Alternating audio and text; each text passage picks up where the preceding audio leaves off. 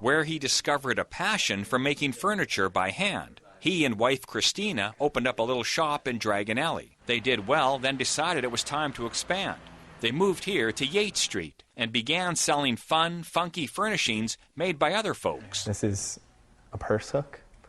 So for ladies who go out for lunch, they can keep this in the purse, and when they get to the restaurant, hang it on the edge there, and then they hang their purse from that.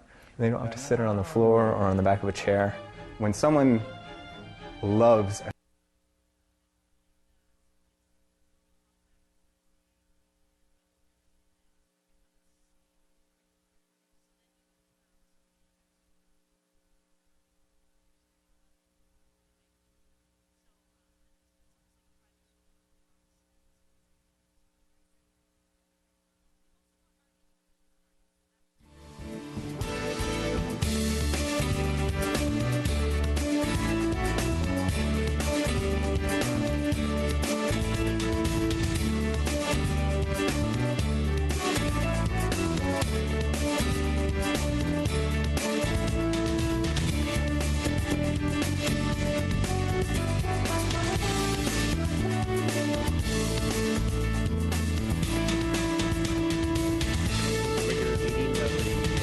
for the City of Nanaimo for Monday, February 27, 2012.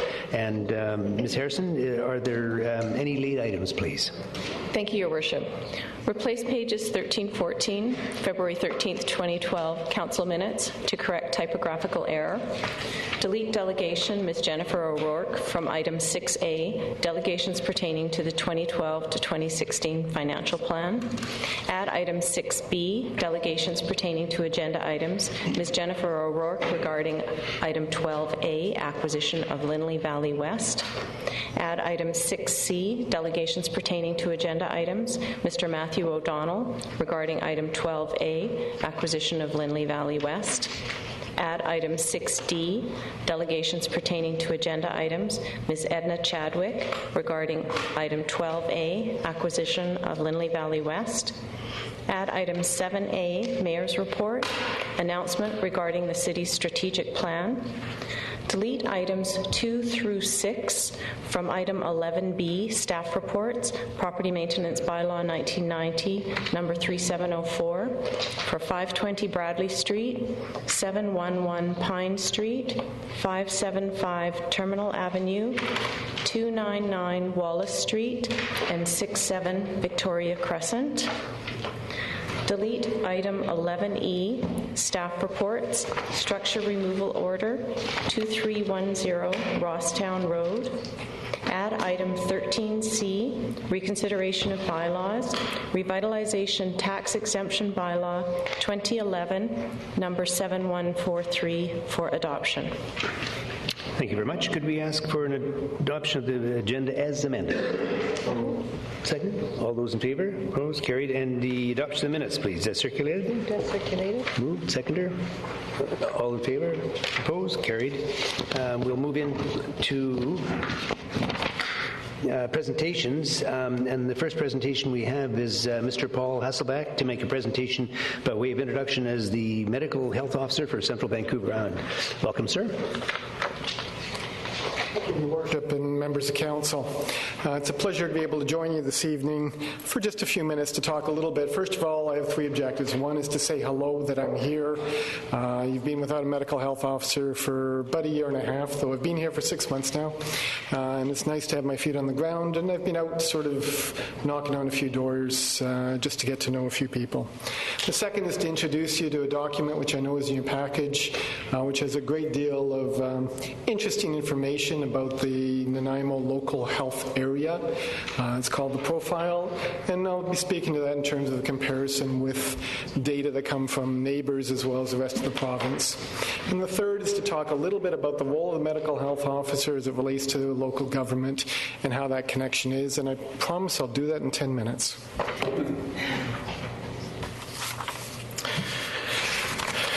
The local health area profiles were put out last year. Probably the most important thing that I'd like Council to be aware of is that these are up on the VHA website. They're public documents, and that information is therefore transparent to the public. With that sort of information, it's probably beneficial that you be aware of what the contents are. More than anything, the document speaks to the similarities between Nanaimo, its neighbours, the island, the rest of BC, and the country. And that's probably very reassuring. People tend to want to focus in on the differences, but it's nice to know that the community as a whole is fairly reflective of not only the province but the nation that we live in. There's lots of great information about demographic profiling, which I'm sure this council has seen in terms of the growth and the growth projections. But captured in the presentation, you will find these graphs that speak to, each component of it relates to a specific type of health statistic which is kept in the profile.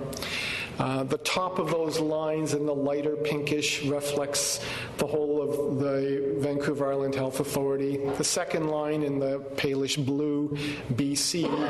And the dark red represents Nanaimo. The yellow bars that are beside it are your neighboring local health areas, which I've kept a little bit anonymous so that there's some protection. Those councils are seeing that information for themselves, and you're protected when I go to them.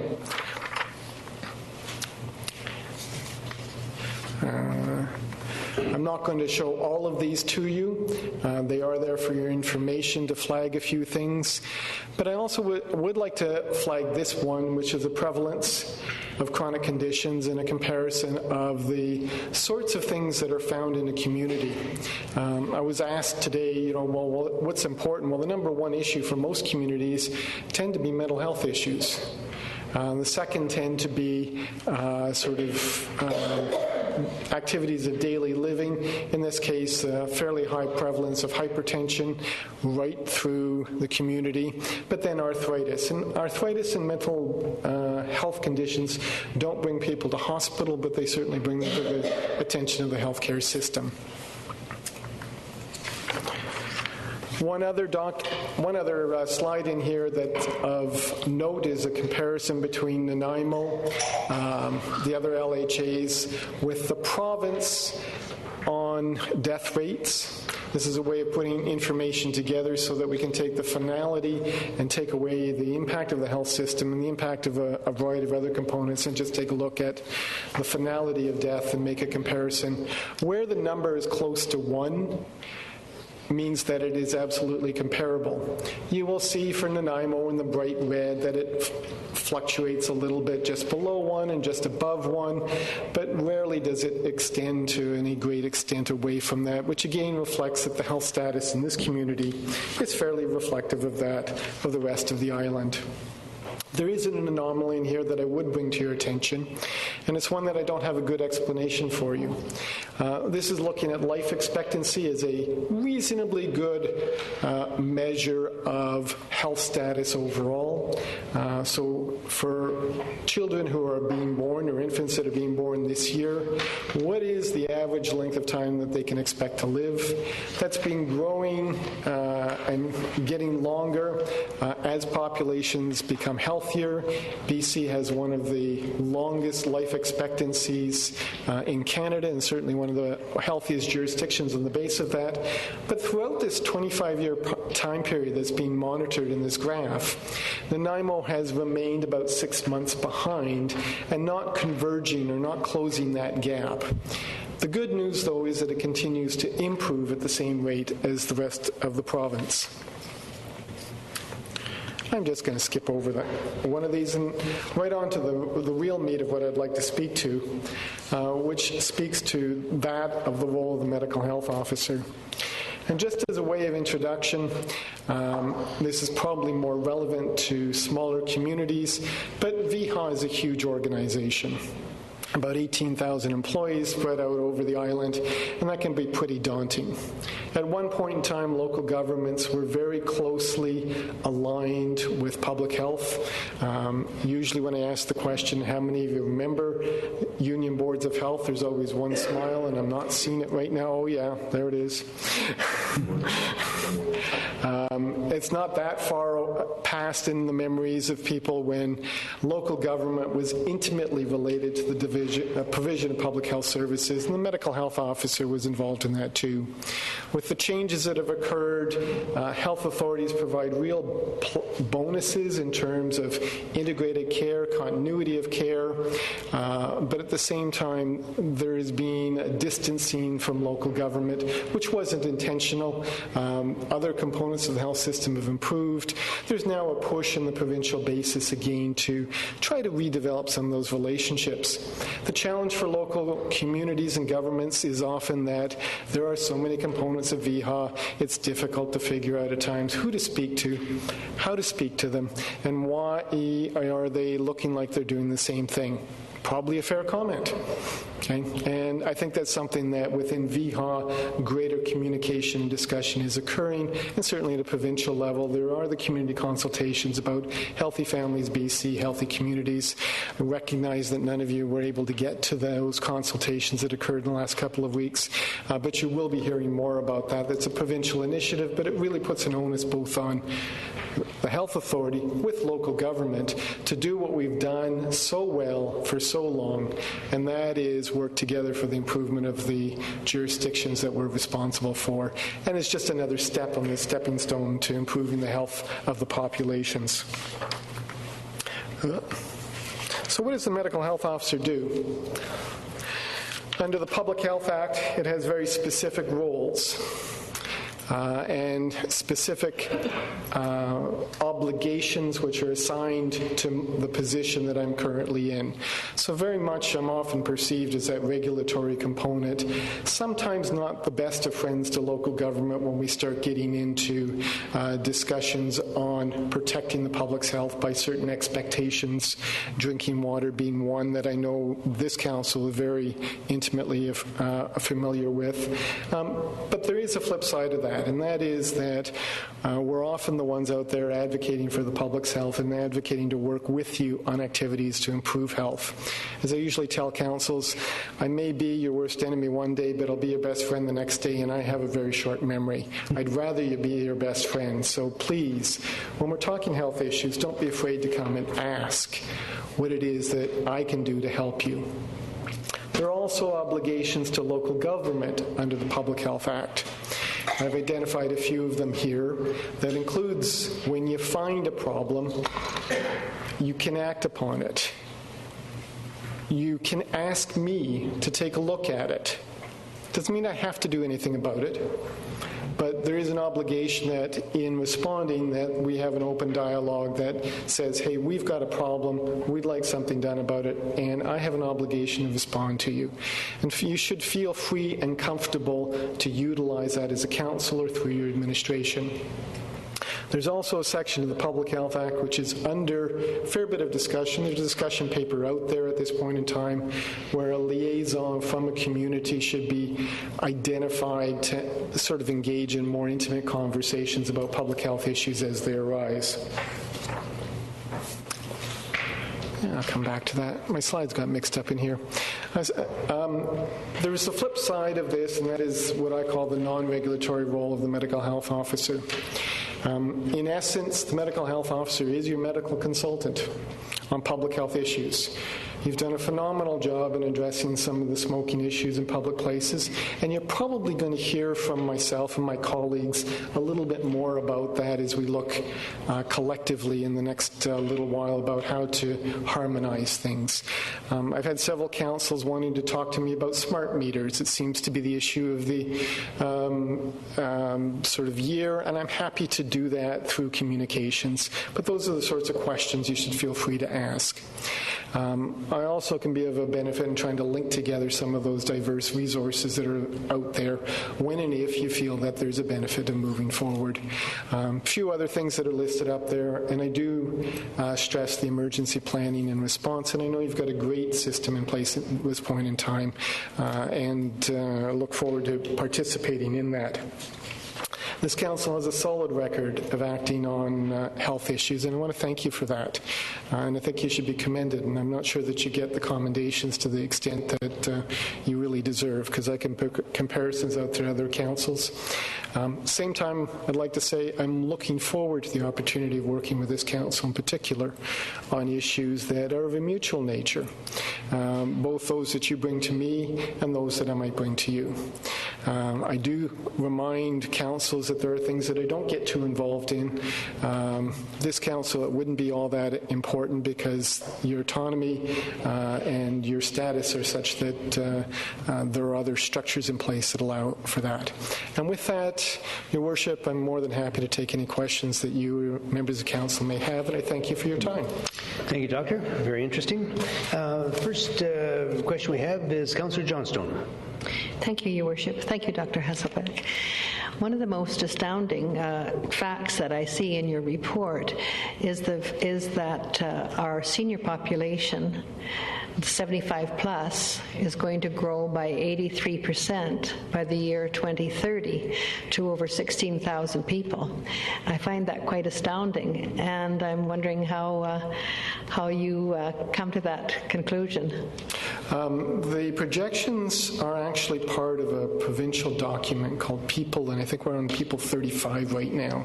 That information is available to yourselves in administration in terms of the methodology and the approaches used to come up with those projections. They've been replicated in here to make it easy for communication purposes. One of the challenges I find in that interpretation is there are lots of jurisdictions that have seen the aging occur and have managed that aging quite well. It doesn't happen overnight.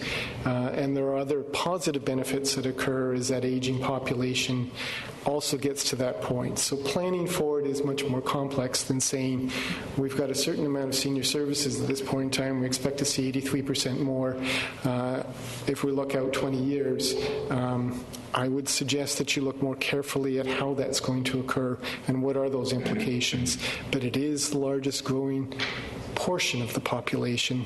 More importantly, though, for all councils, tends to be that your population is going to grow, and it's population growth that drives most of your decisions, not the growth of the seniors specifically. So we should be thinking more about the retirement industry in our community and expansion to our hospital. Thank you.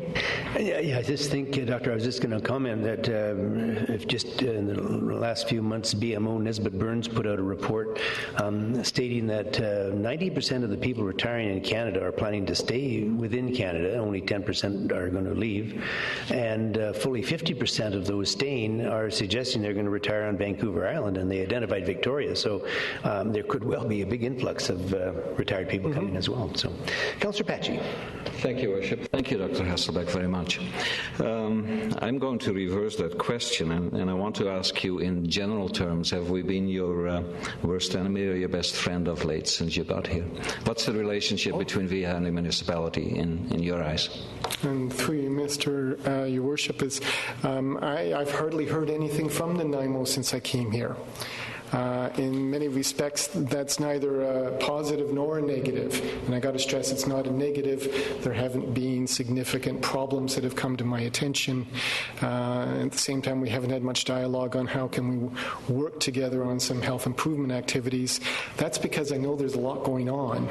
And where there's a lot of good work going on, I don't necessarily have to be too involved. So again, it's the accommodation that I'd like to share with you. And no, I haven't had many problems up to date. One or two follow-ups, if I may. These slides that you showed went past pretty quick, and correct me if I'm wrong, but I seem to detect that on one of them, where it concerned medically treatable diseases, that Nanaimo was way up compared to the provincial number. Why would that be? I don't have an answer for you on that one, and I do know the slide that you're referring to. Some of it may relate to things like diagnostic criteria.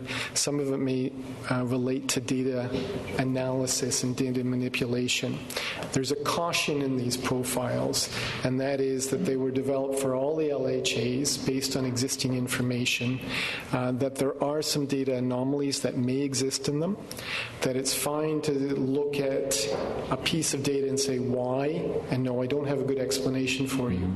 What I would recommend that you use the data for is sort of say, okay, in general context, what are we seeing here? And is there something that we need to be asking questions and having dialogue about?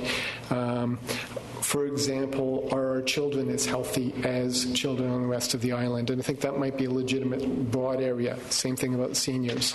I think it's quite fair to ask that question. I wondered myself, but I do not have an answer, and I have a gut feeling it has to do with diagnosis. Okay. And finally, Your Worship, if I may, since I was one of the sponsors that promoted chickens in backyards, any bad results of that at this point? I'm not aware of any bad results, and what I have said to councils is when you actually do the public health analysis, it's back to you in terms of public policy decision. Don't drive it by health. Thank you. Councillor Bestwick. Thank you, Your Worship, and thank you, Dr. Hasselbeck, for attending and presenting. And given that you invited to ask questions, I promise not to discuss anything about our wonderful water here in Nanaimo. But I must ask you a question as it relates to the local health area profile, healthy development, 4.5, healthy development, child and youth. And given the fact that you also referenced the province for healthy families, healthy communities, and families first, and it indicates overall Nanaimo scored poorly on nearly all indicators of child and youth health development.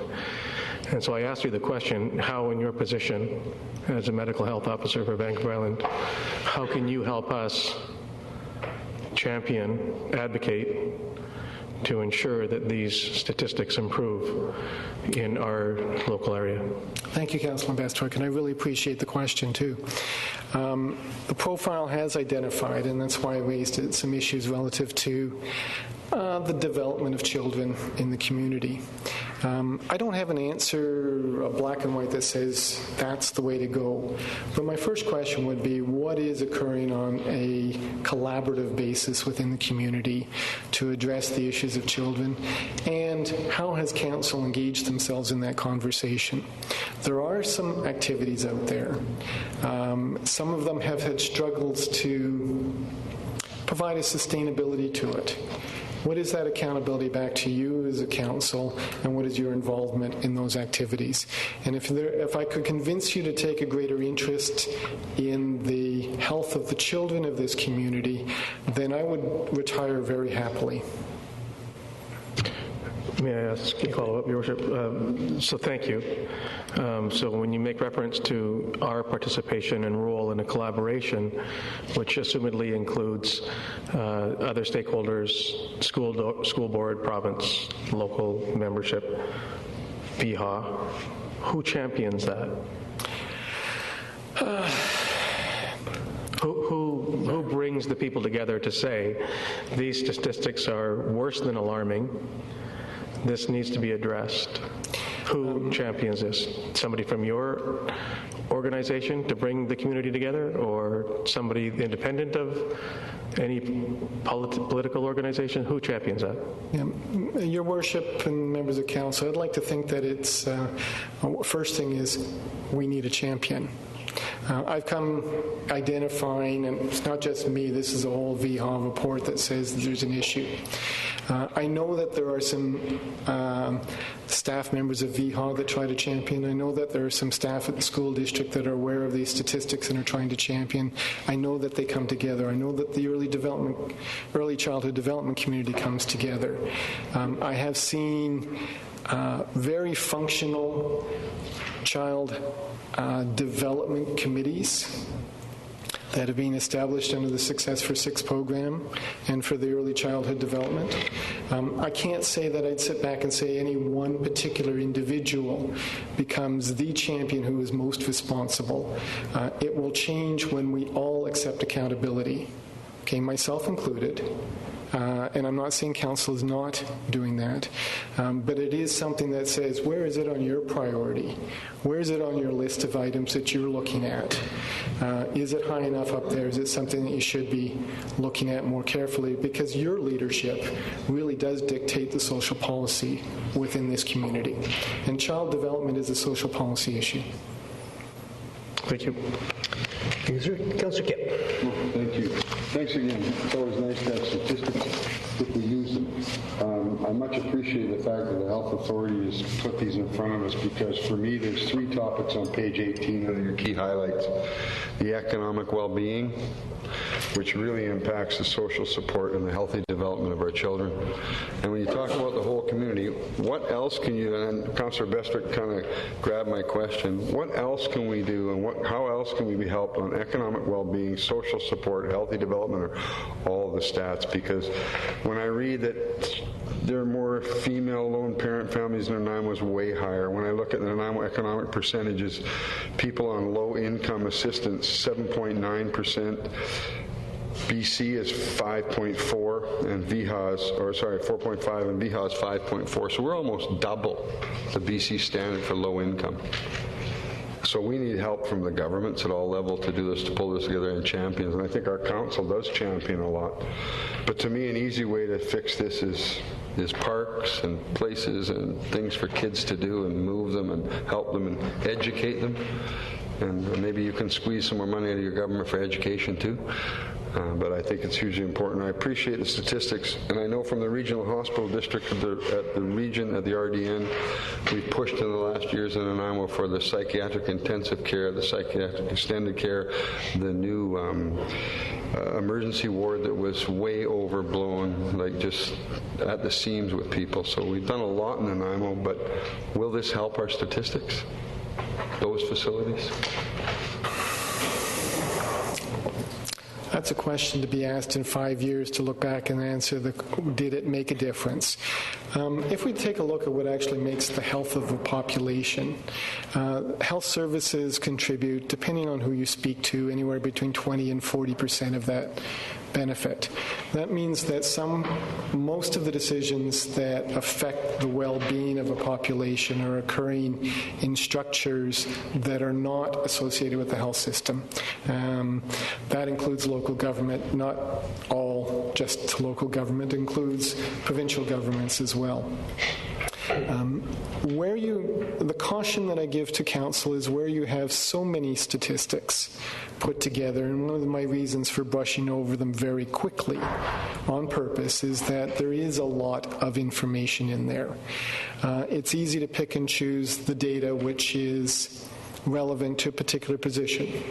And yes, the economic vitality of a community probably is the best indicator of the health of that community. And anything you can do to improve the economic vitality of a community also improves the health of the members of the community. But this council, as has your predecessors and other councils, really do take that economic vitality well to heart. And you've been trying very hard to be successful. And I think that there are some great things that have occurred. If there was a magic bullet, I probably wouldn't have a job. Thank you.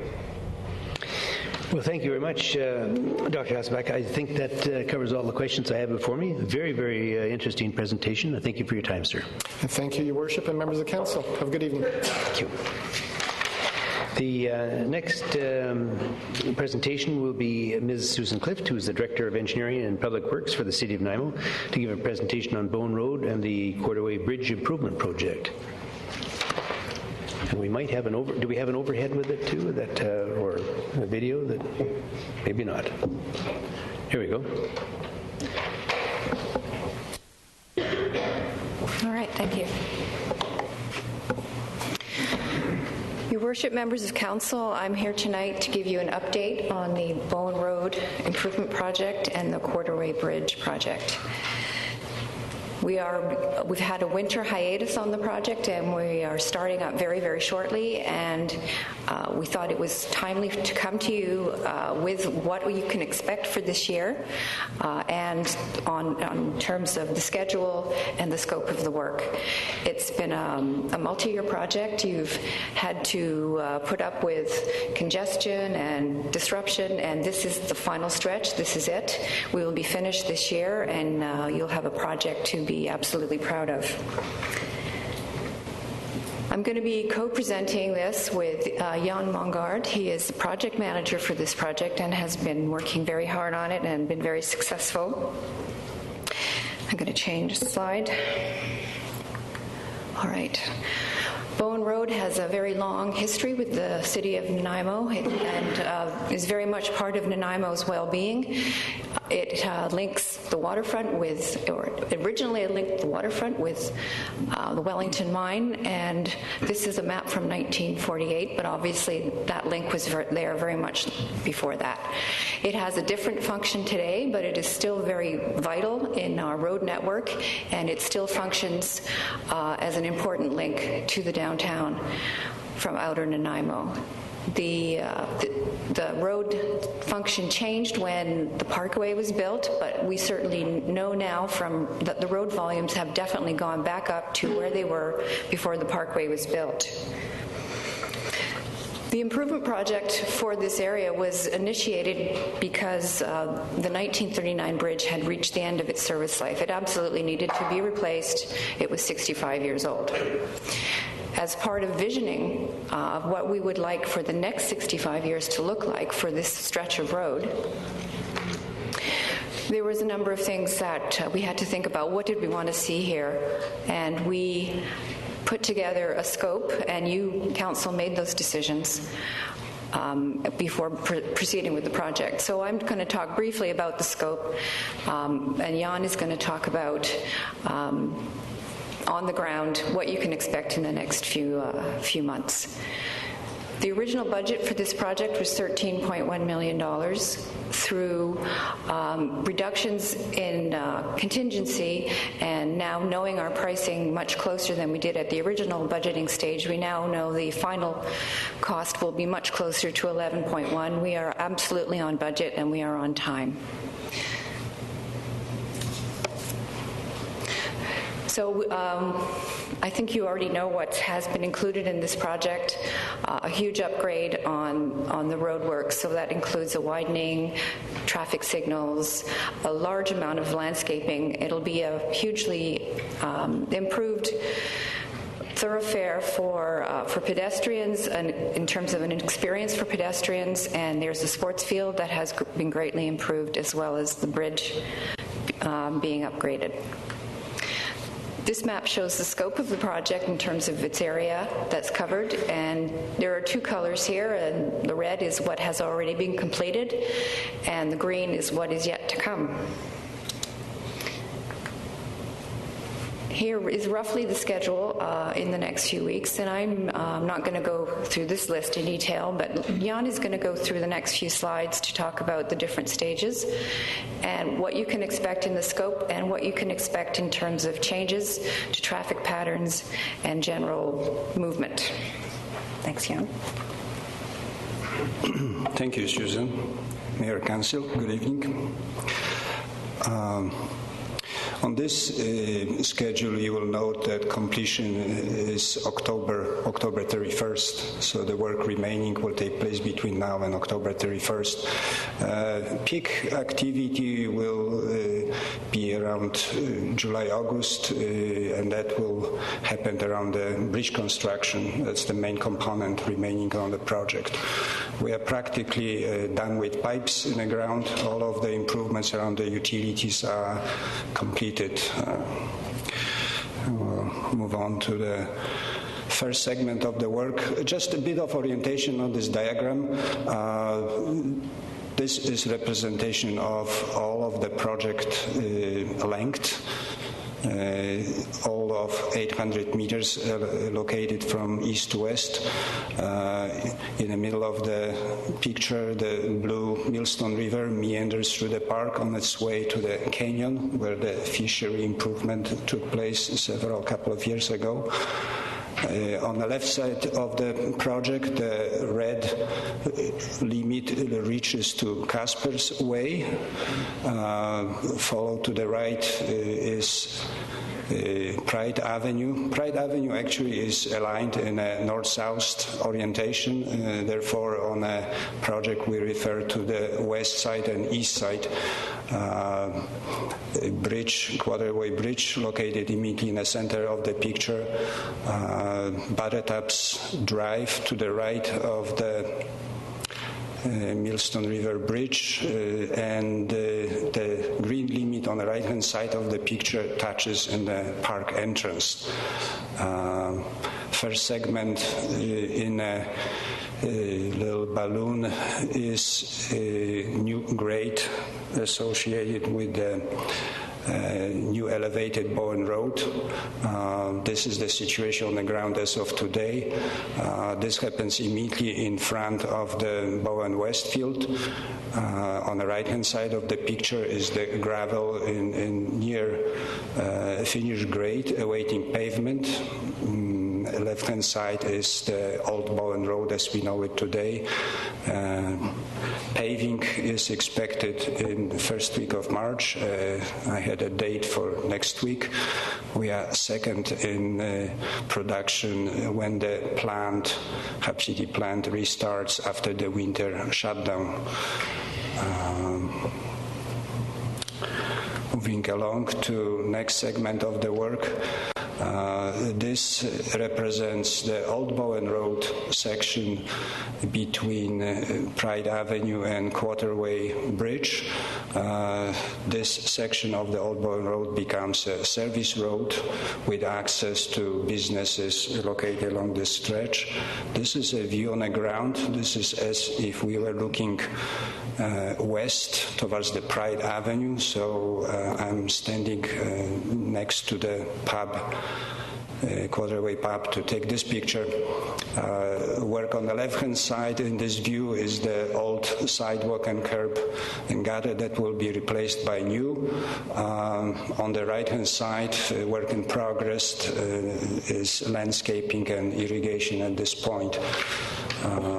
This stretch of the Old Bowen Road provides 2 points of entry from New Bowen Road, and you can see those gaps on the right-hand side, as well as exit to the Pride Avenue. So safety is realized here by giving people option to go to signalized intersection on Pride to make a safe movement to Bowen Road. In about the same time, starting April, fuel will start showing up on a new grade of Bowen Road, again across from the Bowen Westfield. This picture demonstrates the extent of this field. At its peak, it's probably 3 to 4 meters. A log block wall on the right-hand side of the picture is temporary retaining wall that supports the grade. Once we establish a new field in this area, the log block will be partially dismantled.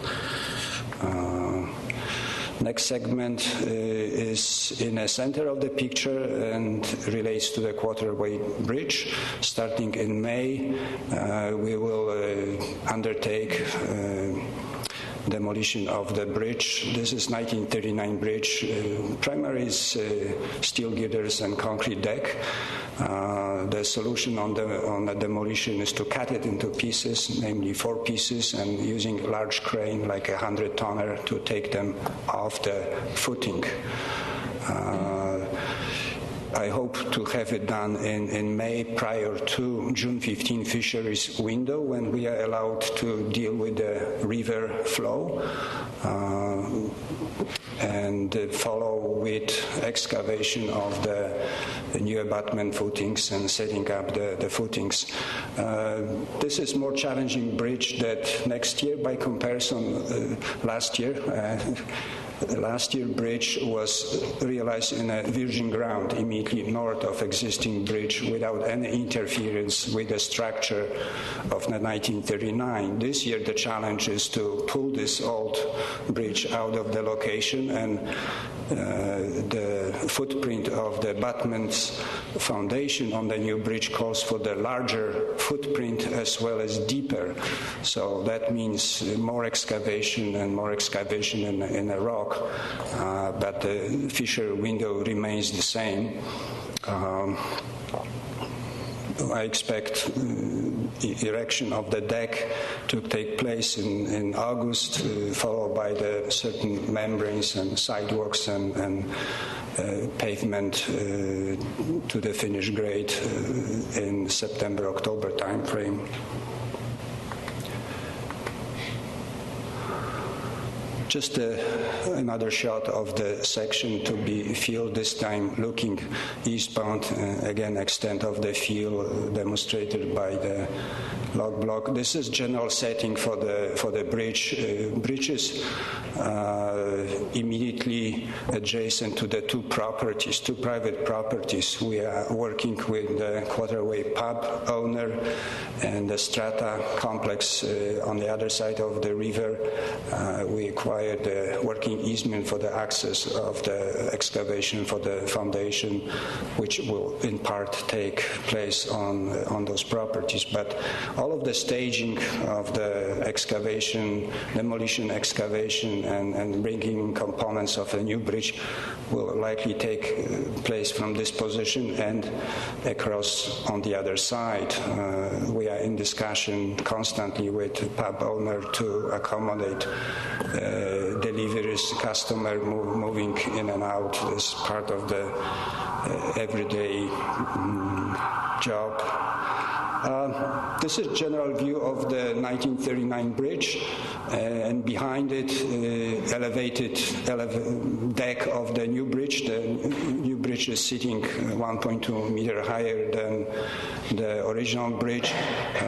Of course, the opportunity here is to revisit the flood waters as they are now known to us through the recent studies, and accommodate what is known as a 200-year flood level.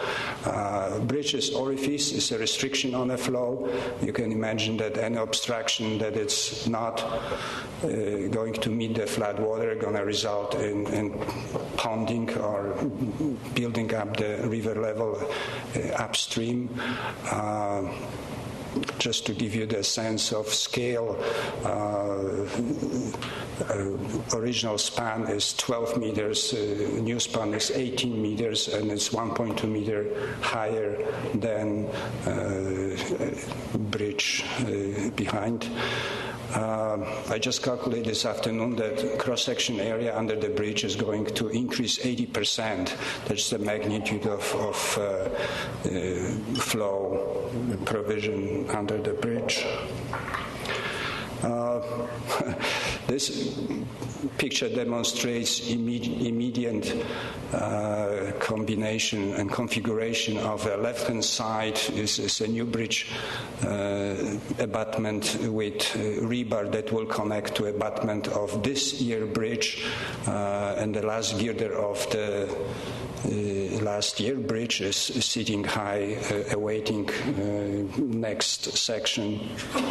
On the end, the bridge will look seamless with a top leaf pavement.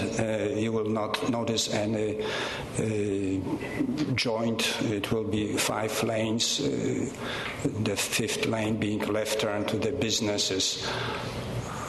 In this picture, there is an abandoned sanitary sewer siphon that will be removed, and parts of the 1939 structure. So this is the end of this presentation. I thought I'll give you a couple of statistics just to grasp the impact such a project has on an immediate area. For example, to mobilize all the gravels required for the road work only, it's 3,000 track trips in and out. I would imagine that this number is probably higher if you add all of the asphalt, concrete, etc., and other accidentals, but gravels only 3,000 trips.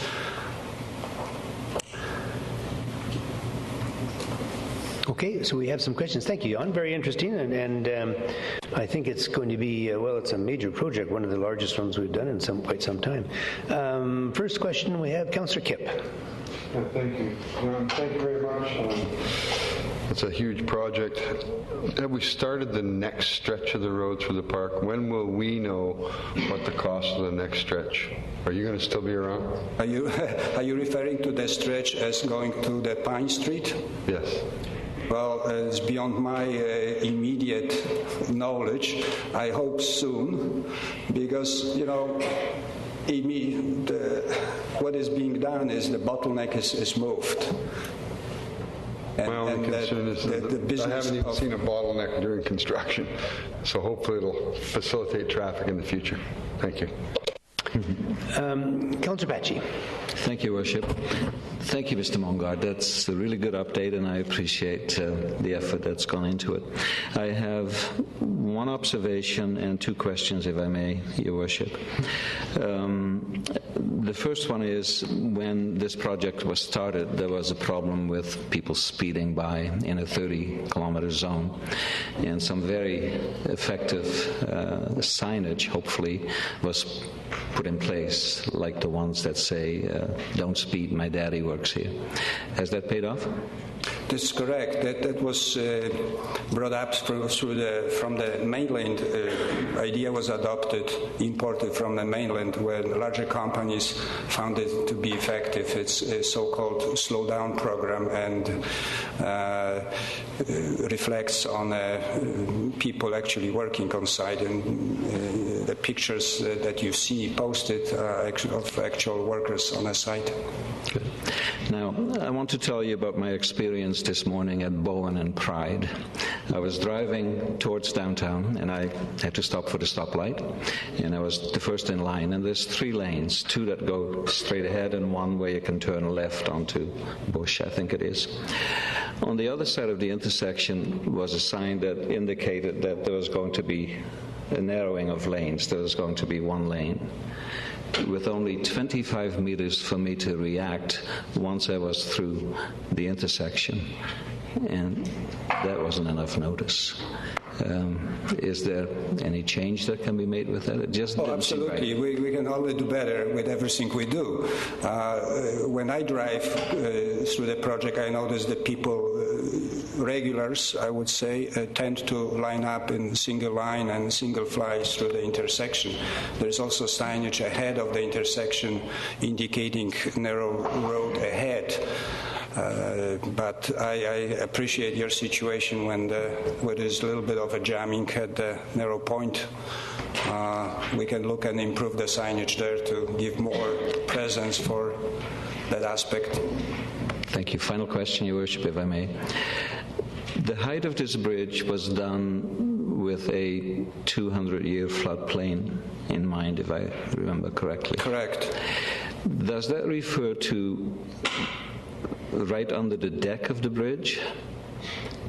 Well, the actual height above the water? But what I'm leading to is there any other stuff that goes under this bridge? Is there sewer? Is there water? Is there anything else that makes it lower than there is the deck? 2 criteria on the bridge that rule those situations. One is immediate soffit of the bridge deck, and the other is the lowest utility. In our case, the lowest utility is a water main in a steel casing hanging under the bridge in one specific box girder.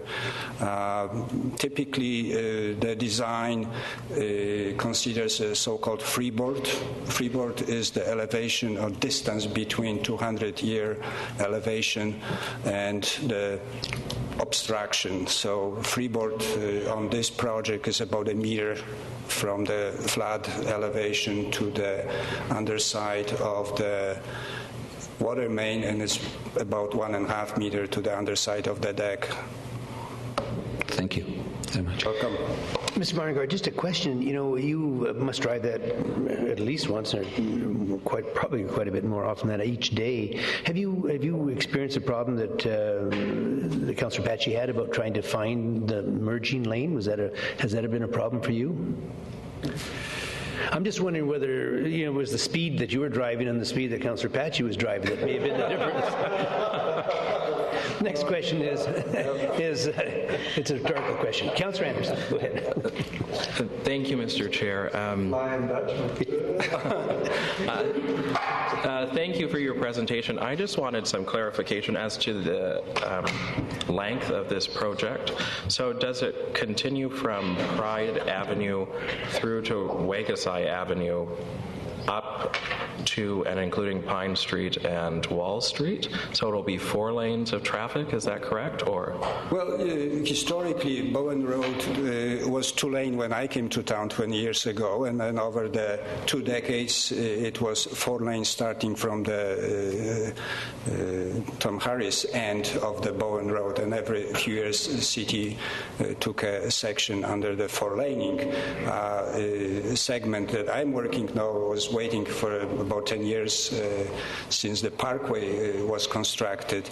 The next corresponding 4-lane section on Bowen Road is at the Pine Street, the cemetery, and that would be natural joint when the 4-laning from Buttertops to Pine takes place. The challenge there is, of course, the park, and others can speak to it, but real estate with the park and the elevation situation that we are dealing across the cross-section. Also, Wagasai needs to be corrected. It's not a proper 90-degree intersection. That it's probably in queue to be corrected at the same time. Okay, and may I have a follow-up? Yep. Thank you. And my other question is regards to the field across from Bowen Road, and I just wanted to know what are plans for that, or is it going to continue to be a field, and when is the planned date for that to reopen, if so? You're referring to Playfield? Yes. Right, so from the get-go, we recognized with parks the opportunity to improve on a field, and this was a known troublesome field, mainly for the drainage reason, and not surprisingly, when I did a test pits on a field just to get a handle on it, I found a layer of the hog fuel about 1 foot, 2 feet thick, so in the wisdom of the day, the leveling was accomplished with this hog fuel. This hog fuel worked very poorly for the field itself, so it was known to be soggy. So right away we look at the volumes and envelope of the excavation that would see the replacement of those poor materials and placement of proper drainage. So this is already in place. Gravels are in and drainage pipes are in. Next move is in Park's hands to mobilize the placement of the sand growing medium, and it's 400 millimeters thick, and seeding the field. I understand the schedule is to seed it this year to groom the grass over the season of the winter to open up to the full use next summer. Thank you. Councillor Bestwick. Thank you, Worship. Thank you, Susan and Jan. A comment, I'm delighted that signage provided a safer workplace for our employees to work in, that being signage. One question is, with the 4-laning, will there be improved pullouts for the buses for safety purposes so they can get it? Very much so. In a new footprint of the Bowen Road, there is a proper pullouts, like the one realized immediately east of the bridge. Thank you. It's fine, thank you. Second question, there's $0.1 million or $100,000 allocated for the Bowen West field towards remediation in the budget that you provided for us to reach that 11.1. $100,000 doesn't, for a field of that size, doesn't seem like that much money to bring that back to its improved condition, if you will, as a sports playfield. So I'm just curious: is there more work to be done beyond the $100,000 to bring that field back to a playable surface, or is the $100,000 all that's allocated to it? Yeah, there's $200,000 in the 2012 budget. The majority of the heavy work was done by the contractor under the project of leveling it and getting the old material out. So the basic cost to us is the irrigation and the sand and the seed. So the $200,000 will definitely cover the cost for redoing the field. So we're at $300,000, the 100 that's in the budget, and 200 from Parks and Rec? It's the $200,000 altogether. So this transferred from this project into our accounts to do the project this year. Okay, thank you. And my final question, Your Worship. We forecasted a $13.1 million project that's coming in at a $2 million savings. My question may or may not be to Jan, but to staff. Where do the $2 million say in savings? Where does it go? Where does it end up? I think it had to do with the bids received. Who's going to do it? Mr. Kenning, are you going to have a shot? I think that we had projected much higher bids than we realized. Who's going to do it? Okay. Am I on? Yeah. So when we were redoing the budget in 2011 after the bids came in, so we did a reduction at that time when you were reconsidering your budget, and it went back into the budget and your budget considerations for the 2011 budget. So basically, we had our budget, we rolled it back into the overall pot, and was part of the budget considerations for the next year. So it just went back into the... So just further to that, Your Worship, what Mr. Ricketts is saying is that the tax increase in 2011 was reduced at the time we adjusted the budget at the final, when the tax rates were set. So that saving has been realized already in the taxation levels, and that's correct. It was, Your Worship, the tenders came in lower than had been budgeted. Thank you. So for my personal clarification, then the $13.1 million project that came in at $11.1 million, we are on budget to come in on budget. We are coming in $2 million under budget. Yeah, we're going to come in at the 11.1 million.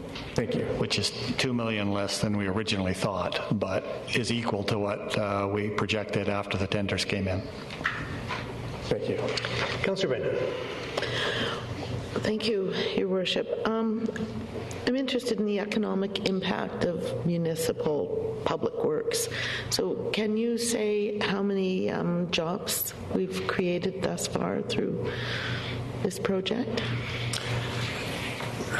Not with any degree of accuracy. Like, this is work in progress. Hazelwood Construction Services is the general contractor, and they have brought several subcontractors, especially in areas of electrical installation, bridge installation, landscaping, etc. So their own forces level of the manpower on site is driven by the amount of work at hand, and it varies between probably 10 and 30 at any given time, and the subs come and go. I would have to do some calculations for you to come up with the man days or man hours expended on the project. I don't have a number. That would be interesting to know, because I think frequently we view public works as simply money spent, and we don't look at the other side of the equation in the investment in the community and the investment in jobs. So I think that's important information. I think it would be interesting to know that this is entirely local manpower and forces and local materials.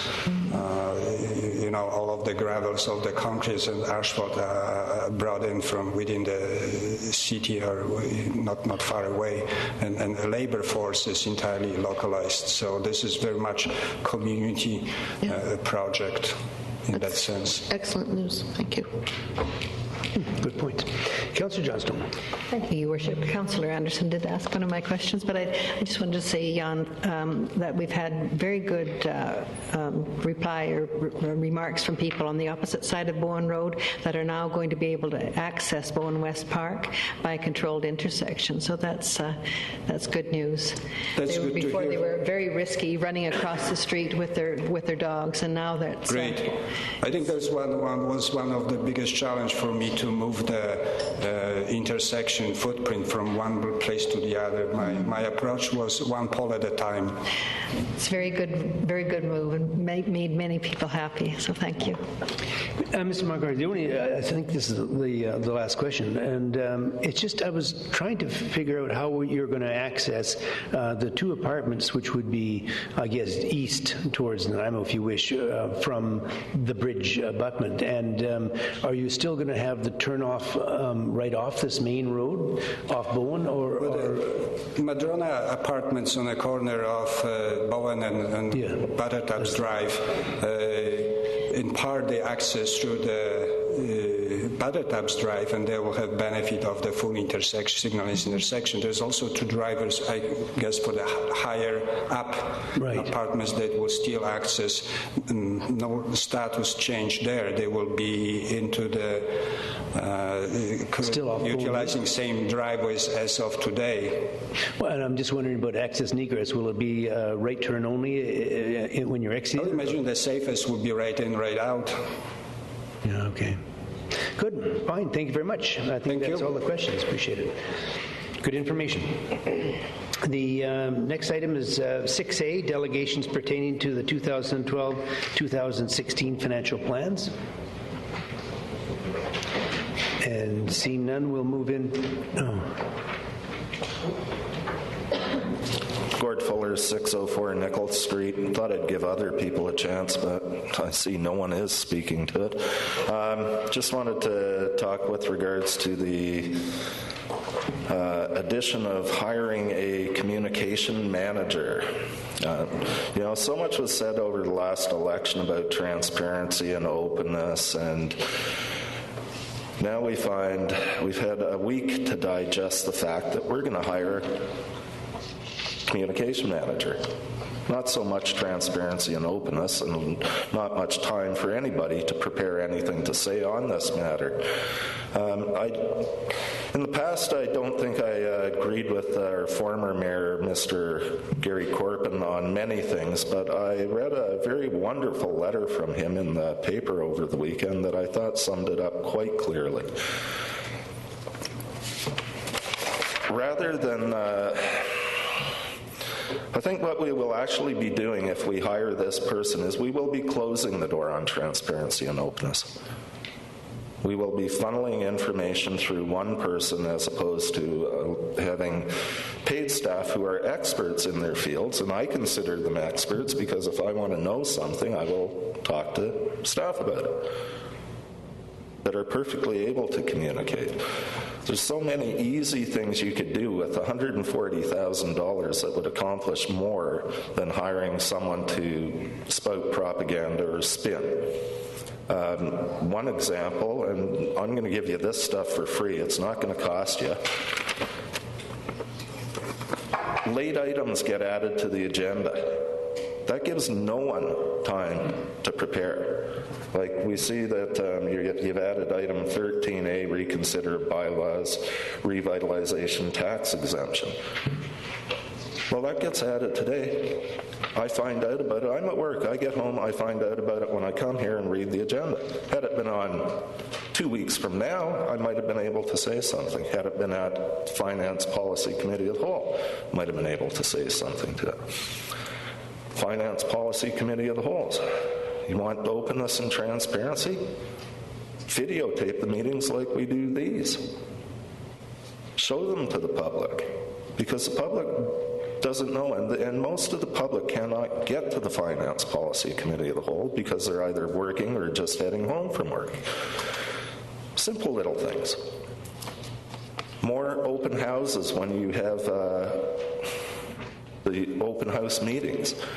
A perfect example, and as much as Councillor Pache said he was going to do everything to inform the community with regards to the water treatment plant and have that out there, and I'm sure he tried his best.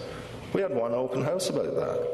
You go into it and you get the propaganda about why a water treatment plant is so good. And over on one little page is stuff about the alternate approval process. Alternate approval forms were there. I had to ask Ms. Harrison if she could bring me one. They were kept in the back. She brought me one. I said, they should really be put out so that people can see these things. Well, when I left after mentioning this a couple of times, they were out in a closed folder, so people didn't see them. And my guess is you may not have had more than 3 people sign the alternate approval process for that, myself being one of them, but at least that would have improved the chance. It would have improved the openness and transparency. I just see spending $140,000 of taxpayers' money to hire what is essentially a spin doctor, and I've been seeing a heck of a lot of them on TV lately, with a lot of stuff going on with politics at all levels. We don't need a spin doctor. We need openness, transparency, and people value the ability to communicate with who they want to talk to, not just one single person. So that's pretty much it. Okay, thank you, sir.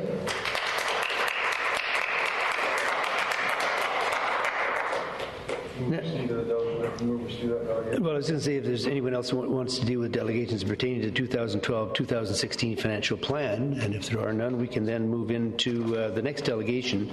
But we can, if you want to. Well, yeah, you'll feel better if you do. And so, is there a seconder for that? All those in favour? Opposed? We'll move into the next delegation. Is Ms. Jennifer O'Rourke regarding 12A, the acquisition of Lindley Valley West. Welcome. Thank you, and thank you for the opportunity to talk to you. Just for people who have not read the staff report that I'm speaking to, I'm not giving away any secrets to say that, in a nutshell, the staff report recommends that Council not consider protecting Lindley through zoning and not consider acquiring Lindley West. So I'm speaking to that conclusion. I have several comments. My comments are really related to its timing, the background information, the rationale for not proceeding, and some options for the future. First of all, the timing. Ben Arsenault and I spoke to the Council 2 weeks ago, and Mayor Rattan, you asked us, our group, Save Lindley Valley West, to provide 2 pieces of information. The first was the actual locations and assessed value of the Lindley West properties, whose environmental value and location identify them as significant to protect. And the second piece was the potential sources of funding to support acquisition of those properties. And we agreed to both requests. And we responded to the first one last week with the information about the properties and their values. But the second one, researching funding sources, as I'm sure you appreciate, it's a more complex and sophisticated thing to do. We have expertise in that area, but we also have other commitments. We're volunteers.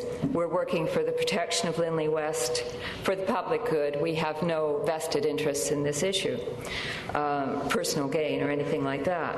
So it seems to us a bit premature for city staff to issue a report stating it does not recommend protecting or purchasing Lindley West lands before we've had an opportunity to complete our research for funding and for funders who could support purchasing these lands. So we are in the process of doing that, of identifying prospective funders.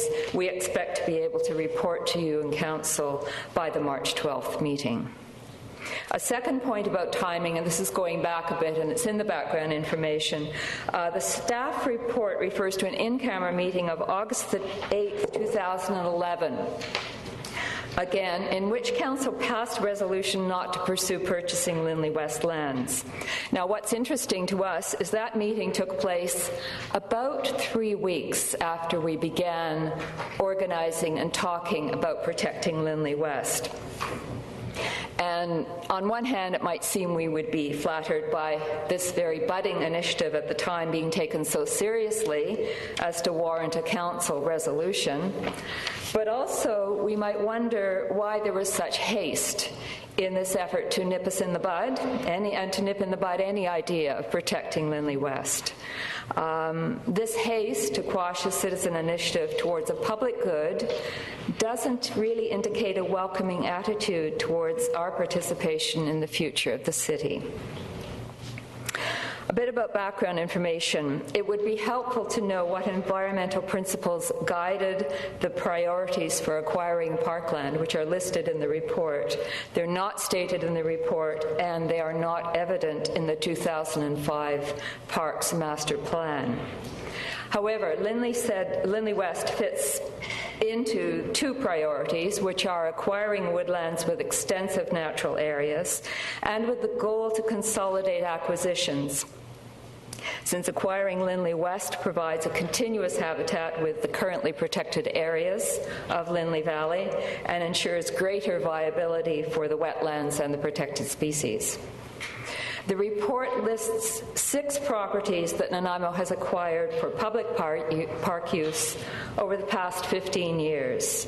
Almost all were acquired as a result of citizen initiatives like ours, and citizen groups like ours also raised a significant portion of the funds for purchase. That's just for the record. The report recommends a couple of strategies or rationales for not proceeding to protect or, in the long run, purchase Lindley West lands. One of the rationales is that any developer can be expected to dedicate environmentally sensitive lands to the city or provide it as an ecological gift for tax purposes. Now, over the past few weeks, you've seen our images of what has happened to one portion of Lindley, and to see what one developer has done with environmentally sensitive land. And it seems a bit disingenuous to expect future developers will meet a higher standard. Moreover, I would say anyone can receive a tax benefit for helping to protect environmentally sensitive land. That privilege is not reserved to developers.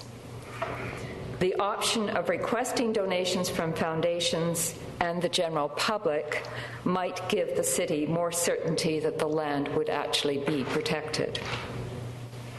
Another argument for not proceeding is the issue of landowner compensation. The report argues that since OCP and zoning bylaws are relatively recent, Nanaimo would have to compensate landowners if it downzoned Lindley West. This argument seems to pave the way for quite a lot of litigation for reduced property values that result from zoning changes. For example, if homeowners' views or access to sunlight were impeded by changes to zoning, changes that allow for taller buildings. No doubt you could think of more possibilities if this argument served as a legal precedent. We suggest that Council consult with Professor Deborah Curran of the Faculty of Law at University of Victoria, who is a recognized expert in the field of environmental and municipal law on precisely the type of questions raised about protecting Lindley Valley. Professor Curran has reviewed the staff report, and she has indicated she is willing to speak with Council and staff on the legal implications of downzoning in this situation. We're providing a copy of Professor Curran's research on this topic for your reference. The report concludes by stating that a council decision to purchase the Lindley lands for about $6 million would probably require a referendum. Now, this, of course, raises the question about how the city could proceed with the $16 million annex with no public input at all, much less a referendum, and require a referendum for a $6 million park purchase. In summary, we would not like to think that council or city staff want to thwart citizen initiatives to protect environmentally sensitive land. We would prefer to believe the city is committed to the OCP Goal 5 to protect and preserve environmentally sensitive areas. We would prefer to continue working with council and with staff in the task we were requested to do, which is to identify funding options that would enable Nanaimo to protect an environmentally significant area. Then we hope to work in partnership with the city to protect Lindley Valley West. Thank you. Thank you very much.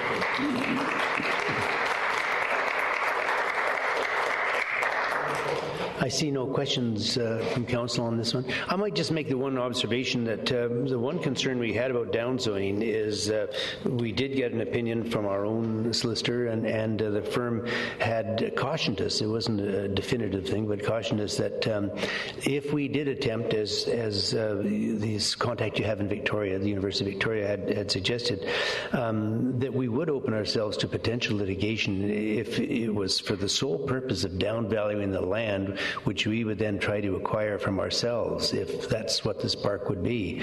I really would question whether we would be able to downzone property and take possession of the property ourselves as a park.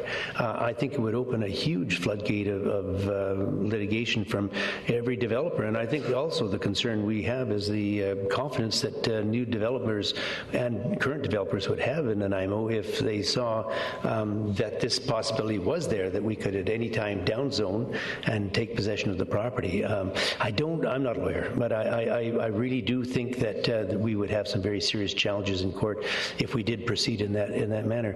I just want to add something that I said before in this thing too, Ms. Rourke, and that is, I think most of us on council are very supportive in principle of what you're saying. It's simply the dollar amount involved. It's a beautiful piece of property, and there's no question on that. But when you start talking in terms, we have people now discussing how the budget could be cut, and then to add potentially between $6 and $8 million to buy this piece of land, desirable as it is a huge challenge. But if there are funding partners out there that your group can access, and I can only assume that council support will be there to work with you on it. Thank you very much. And if I can just briefly respond to your first point. Sure. And the point that your solicitors are making, Professor Curran has addressed that, and that's there in the case law as well, that if downzoning is specifically for the purpose of devaluing the land, if that's the only intention, then yes, there would be a case for litigation. But I encourage you to read the legal opinion that we've provided or will provide to you, because she clarifies that and says if it is for a public purpose or for various uses, and she describes the situations in which a municipality is perfectly entitled for public good or for particular reasons to downzone land, and she speaks to that. And as I've said, she's also quite willing to speak to the specific situation. She's written a general paper on the issue. Okay. And yes, we are serious about identifying funding sources, and because this is the way that parks have been acquired in Nanaimo, and we recognize that. Okay, we have a question. Councillor Anderson. Thank you, Mr. Chair. Through you to staff, my question would be, could you tell me approximately, let's say Lindley Valley is worth $6 million, what the impact would be on property taxes if the city were to go ahead and purchase it?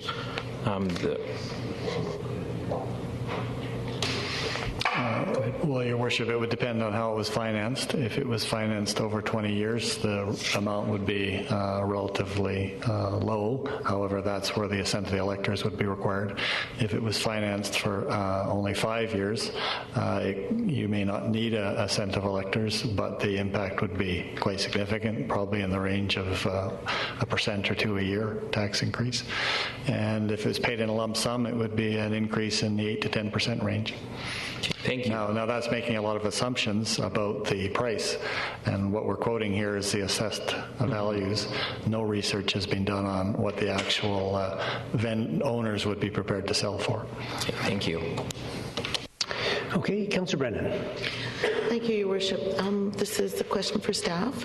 There's been some question as to whether the information about a referendum is correct. Can you say why you believe a referendum would necessarily have to take place? Just further to my last response, if the council was wanting to do this with the minimal impact on taxation, a referendum would be required if you were going to finance it over a long term. If you're prepared to do it for 5 years or less, don't need a referendum. And actually, you don't need a referendum even for the long term, but you would need the assent of the electors through either a referendum or a counter petition. If you're wanting to do it in a lump sum 1 year, you don't need a referendum, but you'd have to do a fair bit of serious soul searching around where you'd find the money. 5 years is a critical time. Anything over that has to have public assent or involvement in some form. Could I just add a question to the delegation? Have you had an opportunity to sit down and talk with the Nanaimo Area Land Trust, given that they did the... So what can you tell me about those discussions and what the outcome of it was? Well, at the time we've spoken with NALT. I mean, obviously they're the experts in the area of supporting the acquisition of Park, but they also have a fairly full agenda, and as you probably know, a limited budget. And so basically they've offered their advice and that sort of thing when we've requested it. Did they give you an idea of? I mean, because they are experts in the fundraising end of it. What did they say about that? What did they say about the likelihood of being able to fundraise, say, $3 million? What was their kind of expert opinion on that? We haven't discussed that, but I've been researching funding opportunities, and there are still foundations out there. I found 15 today that are, and I was picking through lists of hundreds, and I've done this, as part of work that I've done. But I found 15 very reasonable possibilities whose funding goals matched this sort of acquisition. So that's to give you a bit of a sense of that. That's a tricky one, I think. Yeah. Councillor Johnson. Thank you, Your Worship. I just want to say to the delegation, Mrs. O'Rourke, and all of your team, that I personally appreciate the way you've gone about trying to be stewards of the land, and congratulate you on the way you've presented yourselves and the way you've gone about getting your... how many people are now on your list of supporters? It depends upon what you're counting. We have over 2,000 petitions. We have...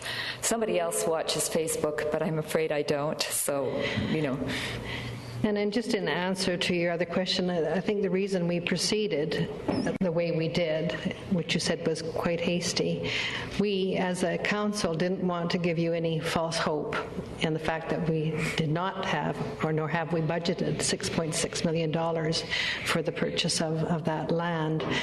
But I encourage you to talk to the owners of the property and see what their time schedules are. I think that's a very good recommendation. And by the way, we are planning in the near future to invite people to walk around the land and just see it. We will provide Wellington boots because it's quite wet in Lindley, but the water is falling off the rocks. It's quite beautiful. So you're welcome to a welly walk.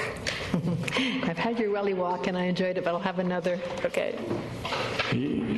Councillor Bestwick. Thank you, Worship. Compliments, Mr. O'Rourke, for your perseverance on this topic and this matter, one that's extremely important, and I would just strongly encourage you and your association not to give up, not to stop, not to keep pushing, not to stop bringing information as you find it. And perseverance is a very important virtue, and one that I think once all of us become a little bit more aware of certain things, and I think that there's a speaker later in the agenda that's talked to us before about Occupy and so on and so forth, that at first glance or at first blush you may have certain views, but once more information is presented and once more knowledge-based information is presented from all sides, then I think that the decision makers have a better opportunity to make those decisions that optimally will benefit the community, present and future. So please don't give up on what you're doing. Well, thank you. That's very encouraging. Thank you. That's all the speakers we have. Thank you very much. Your Worship. Yes, Your Worship. I know it's out of sequence, but on the agenda later on, where the information report is presented, we had intended to present for the public to see a map of the Lindley Valley West and the expected development of trails through that area. And I just wanted to suggest if Council would agree that we could put that on now, seeing as it's being discussed right now. Okay, or so the other thing is we could just tease the public so they have to wait to the end to see it, you know. But having said that, if you're ready with that presentation, let's start into it, sure. Richard Harding, our Director of Parks, Recreation and Culture, has a map of the Lindley Valley, and it will show you the trail network or the greenway we're working on and some of the environmentally sensitive areas that we define that we believe would fit into that greenway over time. Okay. Thank you, Worship. If you look at the map here, we just have just more of a working document of the trailway system that we're looking at. And we'll look with this is just a guiding document both for the planning department, Parks, Recreation, Culture, developers, and the public of what we're trying to achieve in this area. With this map, we also show the kind of trail types we want to use. I'm just going to show you this as the trail types.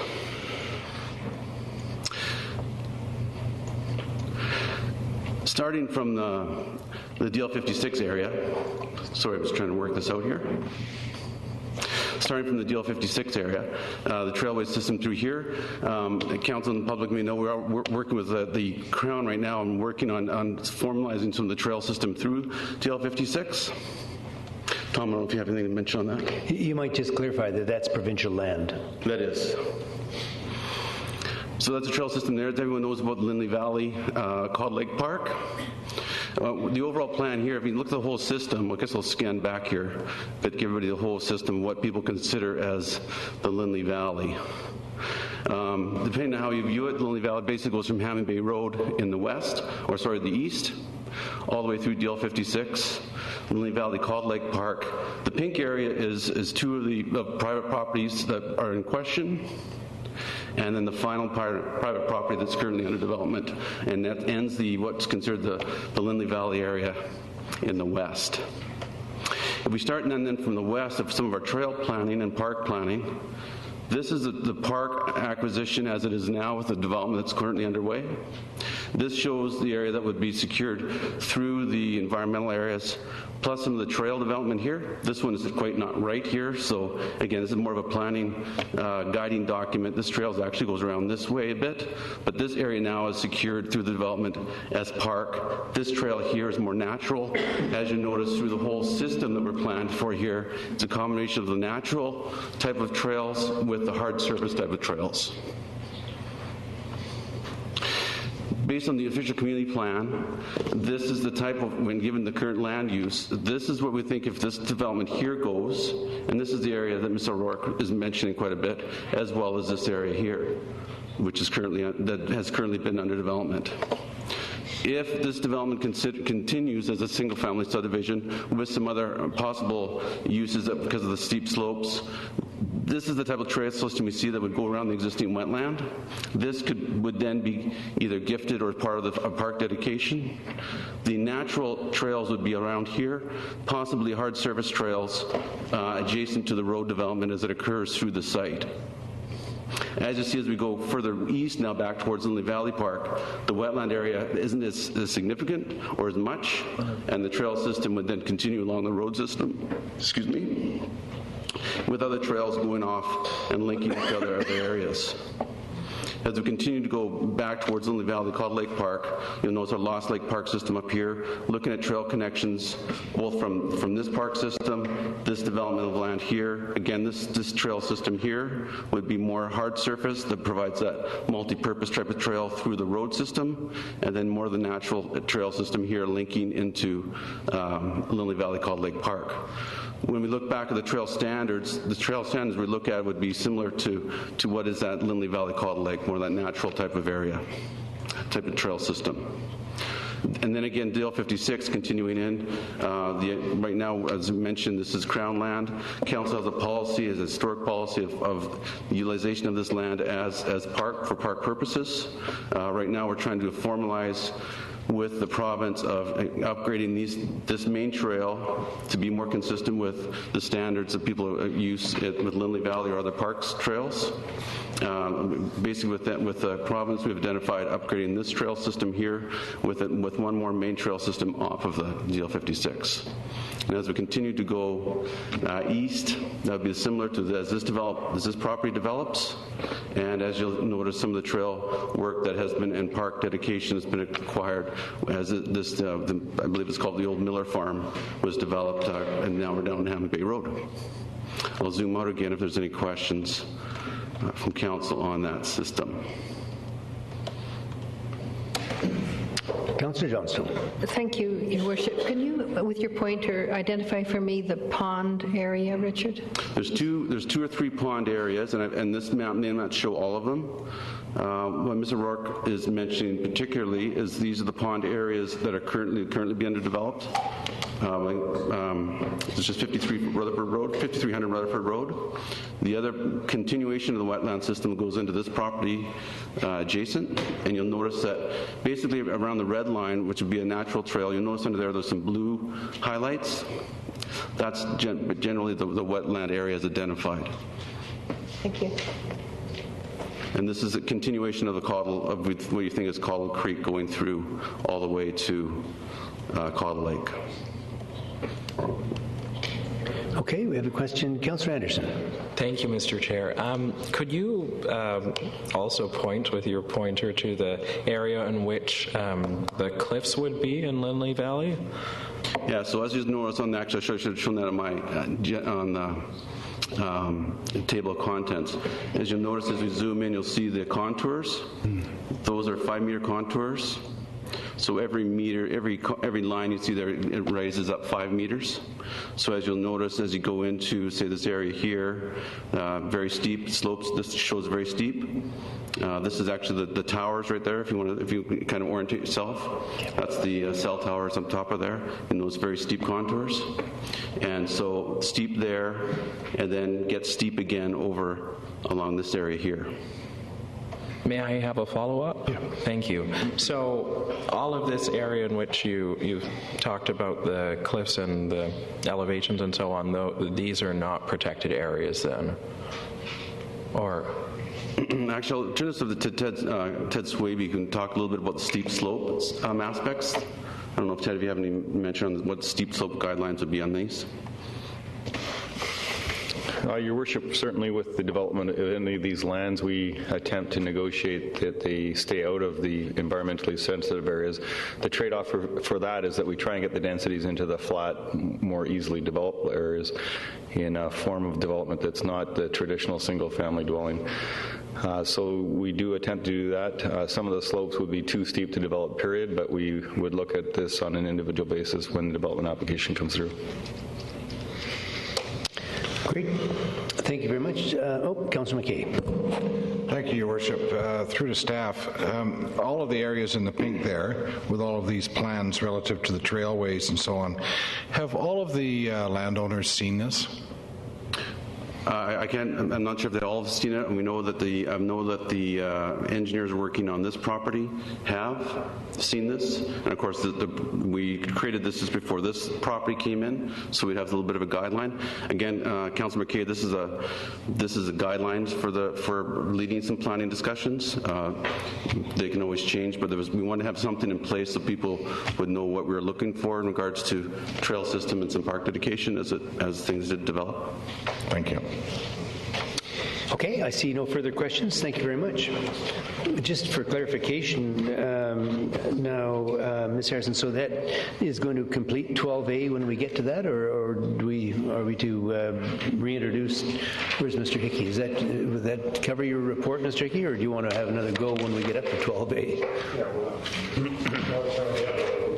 Your Worship, no, I'm saying when we get to 12, I understand there's some delegations. The question is, does this constitute 12A, the report from Mr. Hickey on this? Or unless there's any further questions at that time, Your Worship, yes. All right, fair enough. Okay, so we'll move back into the next delegation, which is 6C, Mr. Matthew O'Donnell, regarding Lindley Valley. Do you want me to go roll call?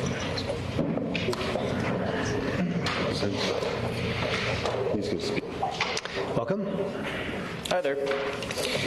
My name is Matthew O'Donnell, and before I begin, I would just like to ask of Council to, when I speak about Lindley Valley, to look at it more of an investment as opposed to a purchase, if you could.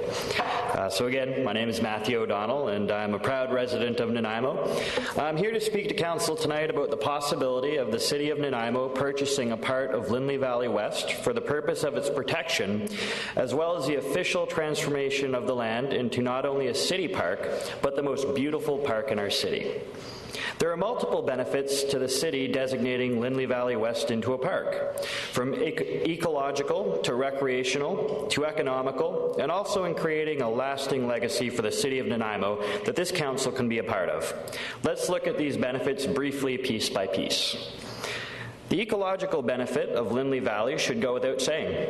Being the last large intact piece of land within the city limits, the valley is home to a variety of beautiful forest, plant life, birds, and animals, including beavers, which are staples when it comes to thinking about all things Canadian. In the eastern section of Lindley Valley, there is Crown land set aside and protected as a coastal Douglas fir ecosystem, which shows the province's recognition of this area being ecologically significant. If the City of Nanaimo purchased the 116 hectares in question of Lindley Valley West, they would be able to guarantee the preservation of this unique and important ecosystem. This in itself makes it a good idea to purchase Lindley Valley West. In today's economic climate, people with limited disposable income are looking for cost-effective ways to enjoy themselves. The Parks and Recreation portion of the 2012 financial plan recognizes the greater demand for access to parks, trails, and other low-cost recreational activities. Recreational spaces encourages healthy living as well as promoting active lifestyles. The purchase of Lindley Valley West would quench the thirst of the public's demand for more park space and access to low-cost recreational activities. The central location of Lindley Valley would also ensure that citizens from both North and South Nanaimo would be able to access and enjoy the park. Easy transit access to the valley just sweetens the deal.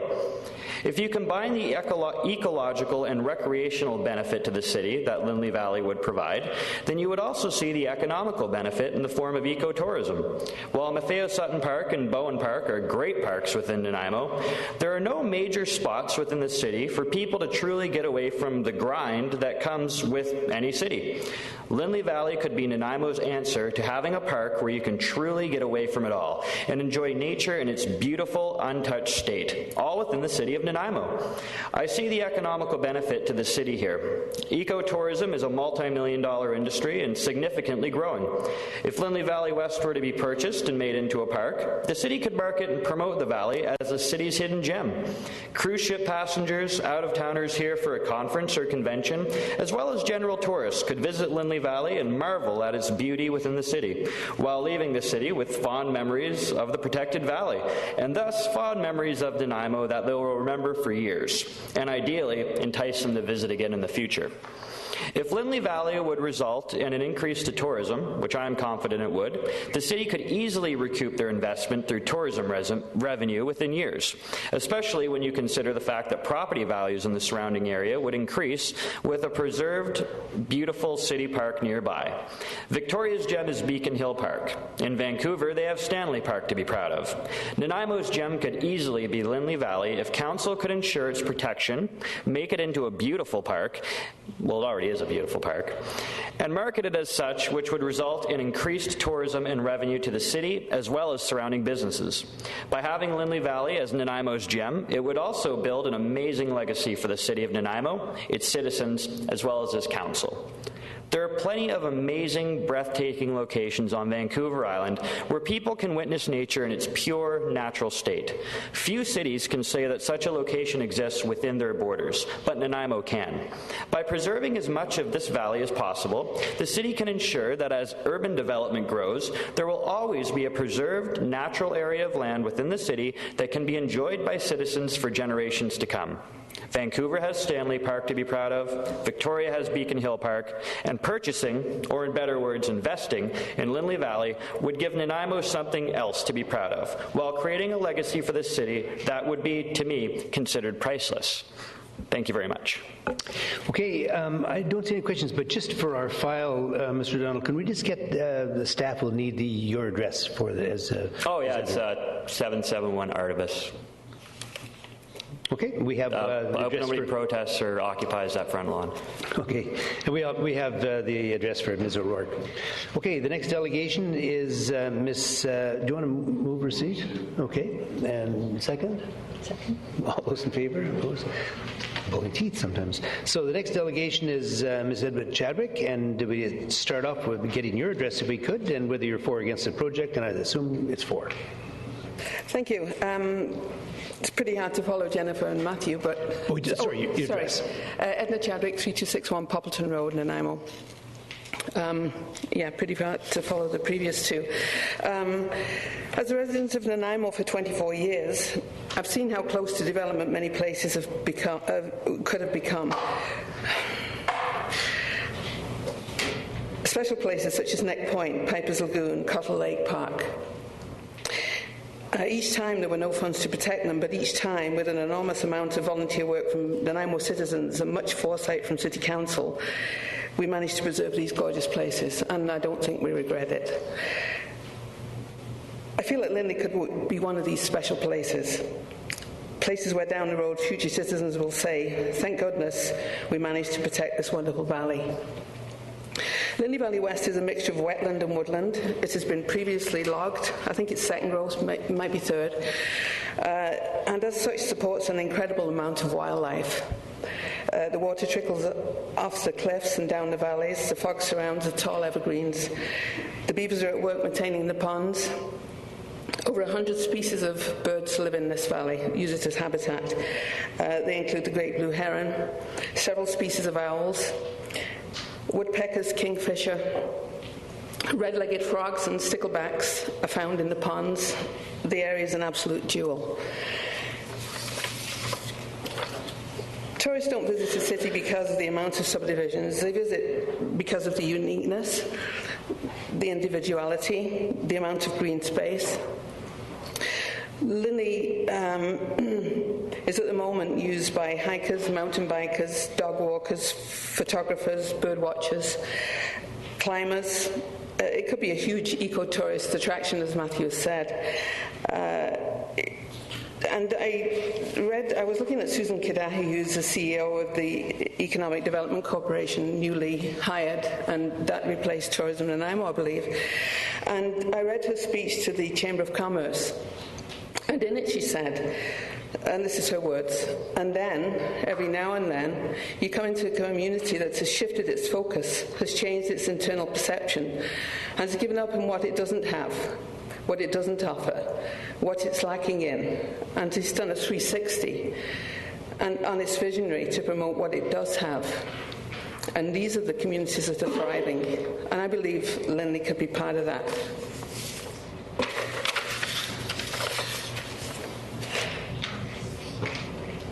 I thought it was so true. I believe our green spaces are what we do have, and people want green space. We have around 2,400 signatures on our petition at the moment, and I'm sure we'll get more. And I have it on good authority that when the extra portion of Neck Point was purchased, that there wasn't one single person complained about the purchase of $3.1 million for that property. I urge you to please don't let us look back and regret protecting Lindley. I think it's really important. Okay, thank you very much. I see no questions on that. Thank you for your presentation. Councillor Kipp, are you going to receive the delegation? Oh. All those in favor? Motion carries. Moving to 7A Mayor's Report, and the report is that I want to invite the community to watch for upcoming information on the city website and in the media about City Council's strategic plan. A strategic plan is an umbrella document that provides context and direction to all of our other plans. The focus of the plan will be on the corporation, but it will be developed in the context of a broader vision for the community. One of the most important parts of our strategic planning process involves hearing the community on their aspirations for the future of Nanaimo and what the priorities should be for moving forward, especially for the term of this council. We're calling this initiative Your Voice, Our Nanaimo, and there will be a number of opportunities for the community to get involved. We would like the public to participate in the strategic planning blog on the city website, which will go live on March the 1st, and to provide their voices at one of the community meetings starting the week of March the 12th. The best way to find out about when and where Your Voice, our Nanaimo meetings, are going to be happening is to watch the city website and the news media starting this Thursday. And that's the report for that, and we'll move into proclamations. 8A, that the month of March is Kidney Health Month in the city of Nanaimo, that the month of March is Community Social Services Awareness Month in the city of Nanaimo, and lastly, that 2012 March 12 to 2012 March 18 is BC Mixed Curling Championships Week in the city of Nanaimo. And we'll now move into committee reports. 10A, Advisory Committee on Environmental Sustainability, the 2012 Work Plan. Committee's recommendation the Council endorse the Advisory Committee on Environmental Sustainability's Work Plan for 2012.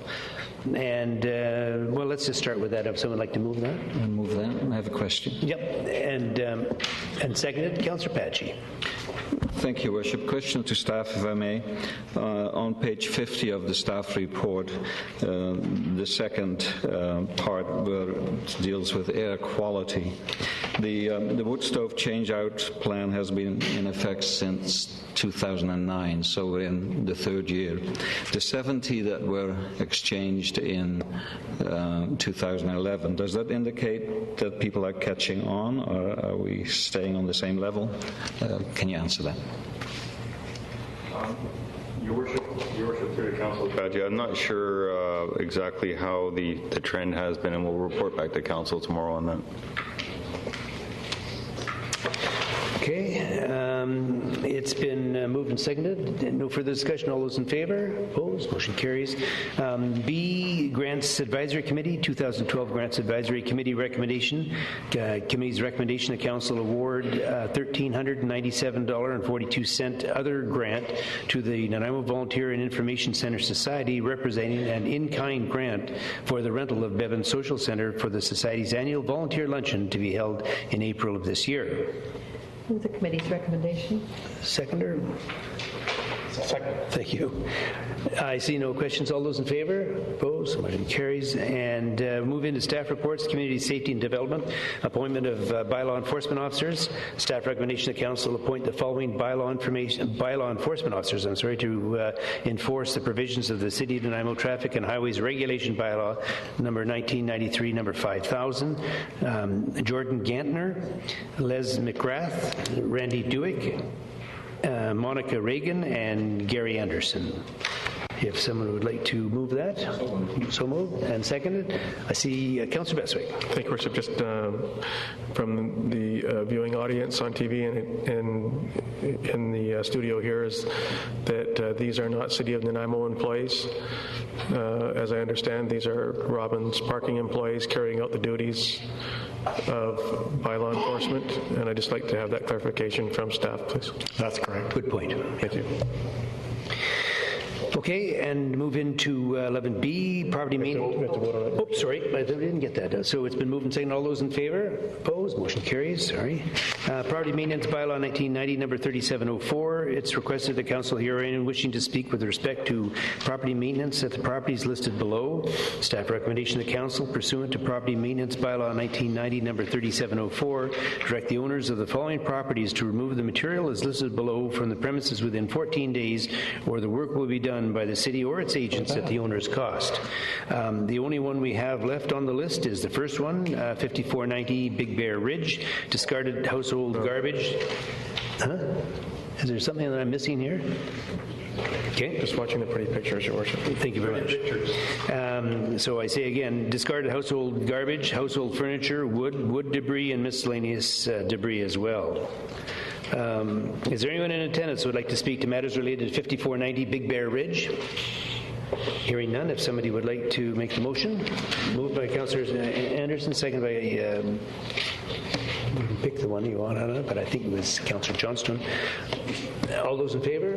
Opposed? Motion carries. We'll move into structural removal order, 818 Howard Avenue, unauthorized suites in a duplex. It's requested that council hear anyone wishing to speak with respect to the unauthorized suites at 818 Howard Avenue. Staff recommendation the council pursuant to section 7.2 and 7.3 of the Community Charter order the owners of 818 Howard Avenue to remove the structure or bring it up to standard within 30 days. Is there anyone in attendance who would like to speak to matters related to 818 Howard Avenue? Okay, we need your name and address, sir, and your interest with this property. Good evening, Your Worship and Council. Gerdman Haas, 3205 Ridgeview. I'm here on behalf of the owners.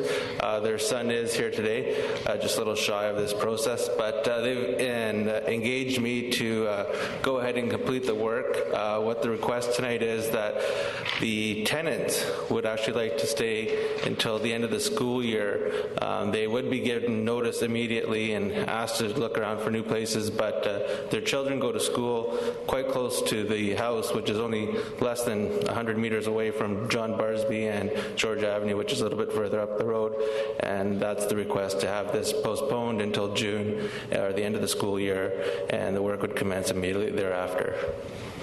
Okay, the reason we do this, of course, is to protect the taxpayers of Nanaimo and its citizens from litigation. Once we're aware of an unauthorized suite or development in a duplex, we have to take action on that one. Is there any further, Councillor? Oh, go ahead. Your Worship, this was brought to staff's attention today too, and just so Council is aware, there is a notice on title here that will protect the taxpayers. So I think that this request is one that staff would support, and we'd recommend that Council defer enforcement until the end of the school year. Okay. If someone would like to move that. And moved and seconded. Councillor Patchy. Thank you, Worship. To staff, if I may. Mr. Seward, have we delayed things for the particular reason that Mr. Palmer has given before? The intent of any of these reports brought before council is to work with the property owner to achieve compliance. So yes, in the past we have taken steps on council's direction to work with those property owners in a limited amount of time, and I believe this is what the circumstance is as well. So we're talking 2 months here? Normally, if council passes motion tonight, we would start enforcement in 30 days if they have not rectified it. They've asked for that to be delayed for approximately 3 months to allow the 4th month to be the enforcement month if we needed it. In discussions with the delegation, they say they will commit to having the suite removed by the end of June, the end of the school year, and we would follow that up if that's council's direction. Thank you. Okay, I see no further questions, but before you leave, I just want to say that you're going to give us, council, the assurance that this work will be done. We're not going to have anyone else go out again, because if there's notice on title, it means this is pre-existed. So in 90 days' time, we trust that your group or the people will be behind this project, get it finished to a standard we accept. Certainly, Your Honor. That's why they've asked me. I'm a general contractor in the city, and they want it done properly, and I'll attest to that. Great. Thank you very much.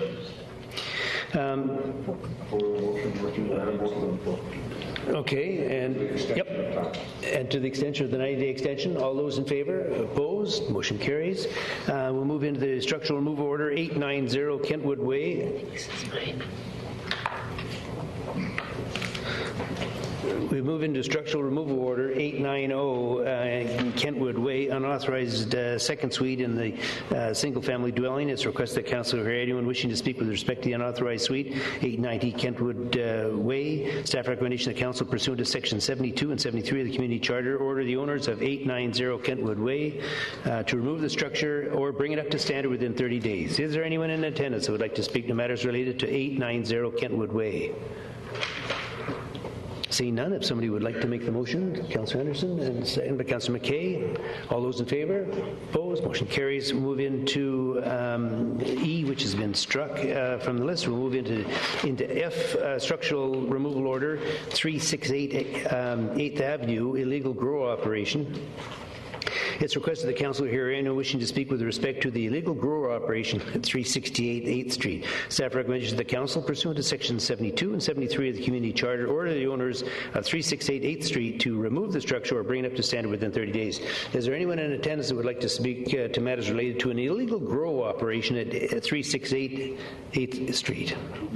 I never expect to see a huge show of hands whenever I ask, but having said that, if somebody would like to make the motion? So moved. Seconded. All those in favor? Opposed? Carried. The next one is unresolved building deficiencies. We're down to item G like golf.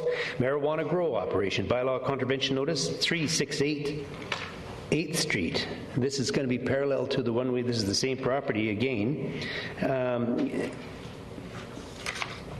This is the difference between an illegal grow operation and a marijuana grow operation? Are we? There's the distinction here? Who's going to do that? Okay. Yes, Your Worship. The previous issue was for removal. This is for a notice on title, so we need both processes covered. Okay. Or that's what we're recommending. Thank you, Ms. Siebert. Okay. It's requested that Councillor Herriano wishing to speak with respect to the unresolved building deficiencies marijuana grow operation at 368 8th Street. Staff's recommendation that council by resolution instruct the manager of legislative services to file a bylaw contravention notice respecting 368 8th Street, illegal construction with grow operation, attached garage with addition at the Land Title and Survey Authority of British Columbia under section 5.7 of the Community Charter. I ask again if there's anyone in attendance who would like to speak to matters related to 368 8th Street. And seeing none. Thank you. Second. Moved and seconded. All those in favor? Opposed? Motion carries. We're going into item H, unresolved building deficiencies, bylaw contravention notices. It's requested that council hear anyone wishing to speak with respect to unresolved building deficiencies or illegal suites for the properties listed below. Staff recommendation that council, by resolution, instruct the manager of legislative services to file a bylaw contravention notice respecting the properties listed below at the Land Title and the Survey Authority of British Columbia under section 5.7 of the Community Charter. The first property is 5778 Brookwood Drive, illegal construction, finished basement to include a secondary suite. Is there anyone in attendance that would like to speak to matters related to 5778 Brookwood Drive? The next property is 960 Brecken Road, illegal construction, finished basement to include a secondary suite. Is there anyone in attendance that would like to speak to matters related to 960 Brecken Road? The third is 2294 Dodds Road, illegal construction, altered basement to create third bedroom for a secondary suite.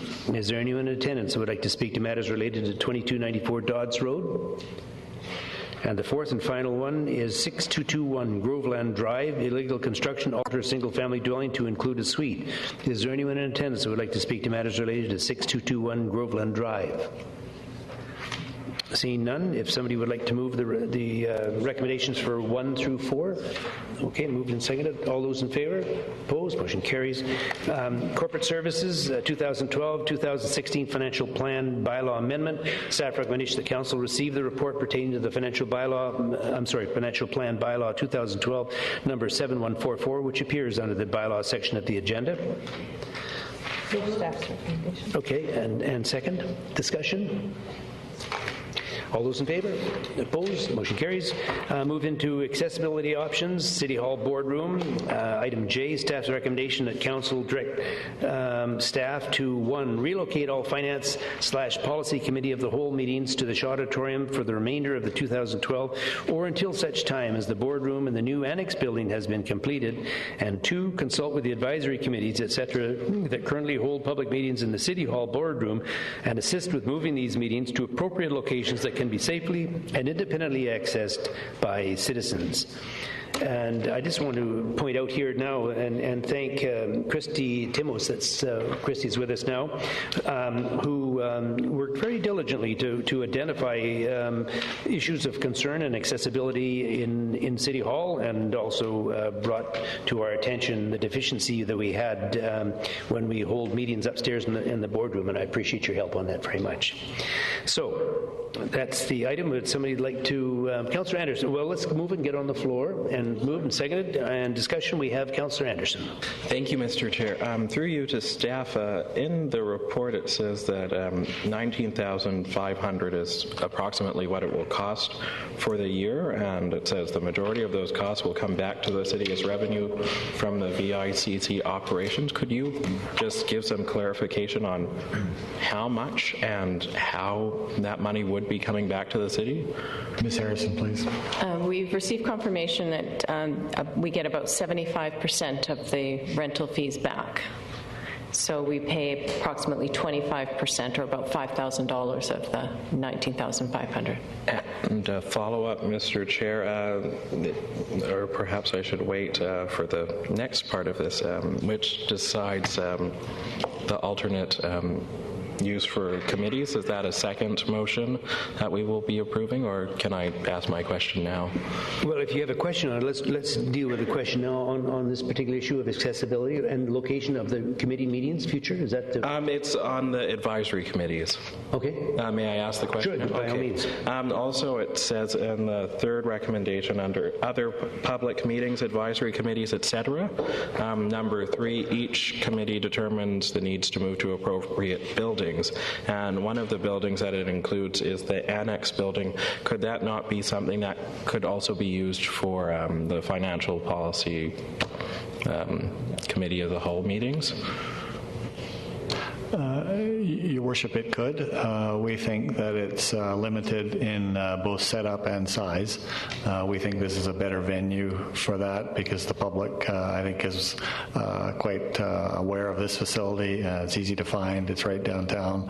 The training room isn't set up for after-hours access. It's not set up for council format, and it's small.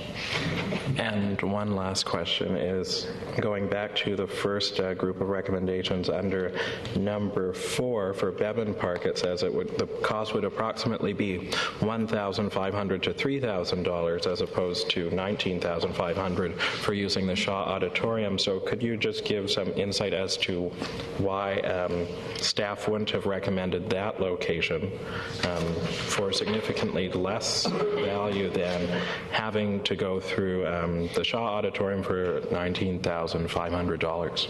Ms. Harrison? Our reasons were the same as what Mr. Kenning just mentioned for using the training room. As far as the setup, this is the room that the public is familiar with for coming to meetings. There would be setup and takedown required for every meeting that we have, and I think it's often booked. I think we know for sure that this room is available for our meetings that we have for the rest of the year. I'm not sure that that's the case for Bevan Park at this point. Thank you. Okay, will we have another opportunity to look at alternate sites, Mr. Kenning, besides this one, in the interest of trying to save money is the point?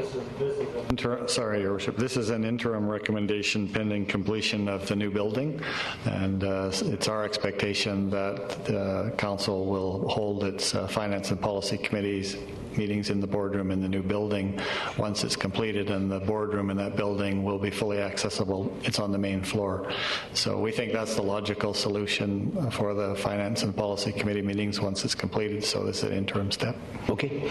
Councillor Batchy. Thank you, Worship. Your staff, if I may.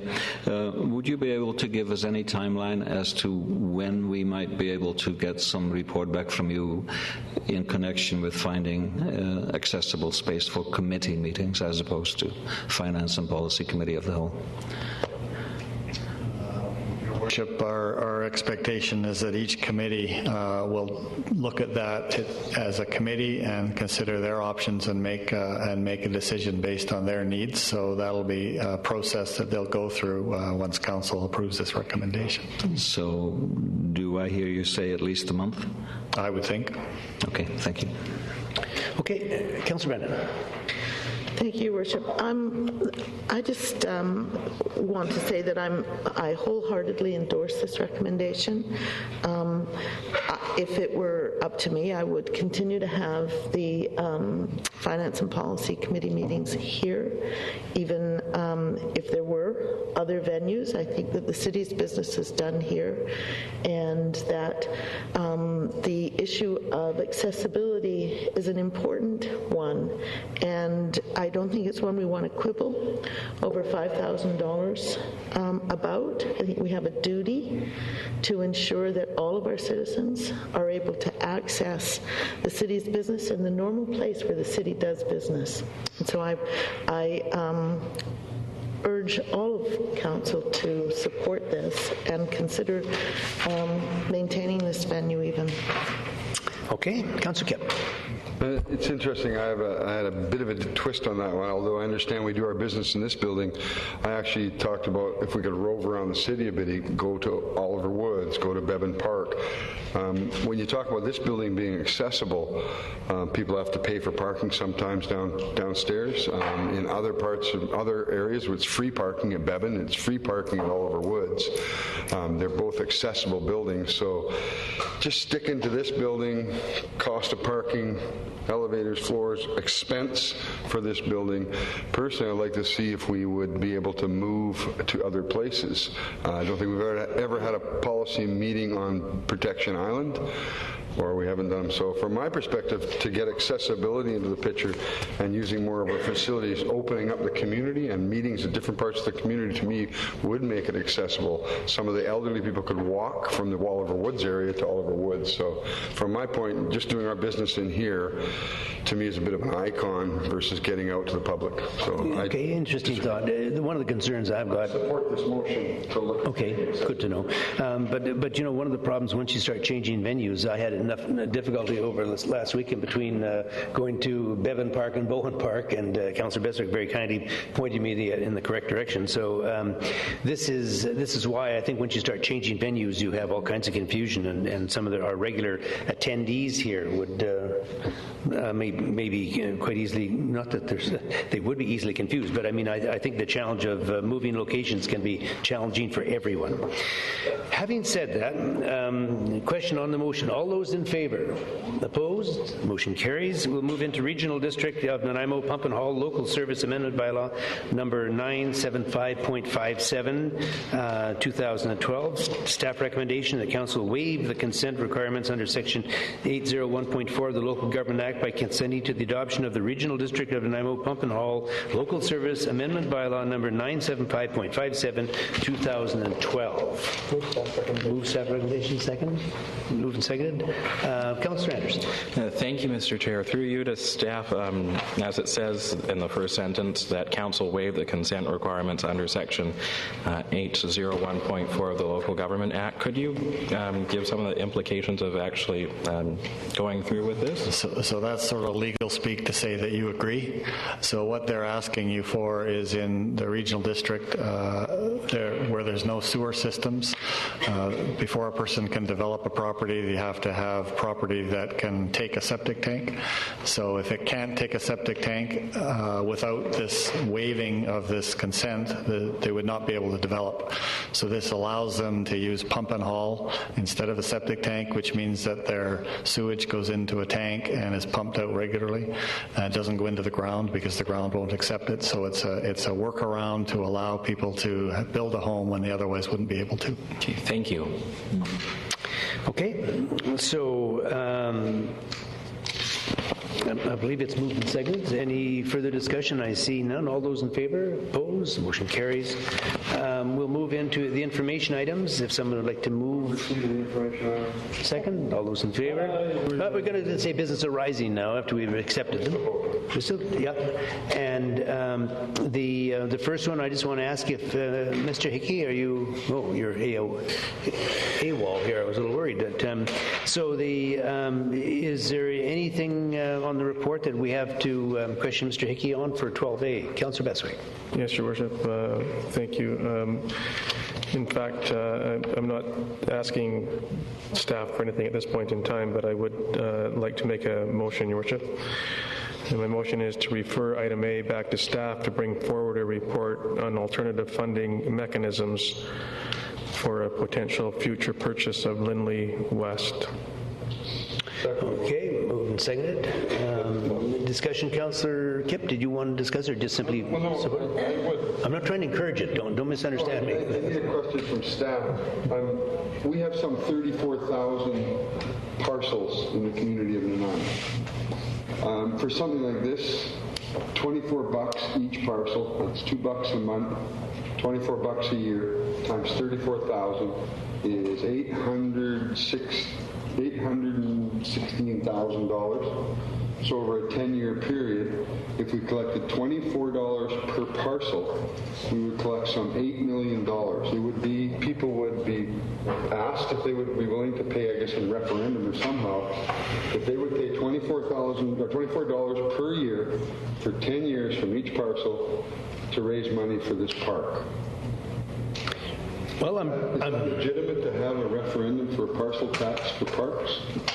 Is this? I believe it's been referred back to staff to review. Is this one of the items you'll be referring to and come back with a possible suggestion? Do that, or I can answer now. Certainly, by all means, go now. Well, I was just going to say that you only need the assent of electors if you're borrowing beyond 5 years. If you're just going to raise taxes, you can do that anytime. Yeah, I think it's a direct tax for me. People would be maybe willing to pay it easier than taxes going for general stuff. Just a thought. Thank you. Okay, and Councillor Anderson. Thank you, Mr. Chair.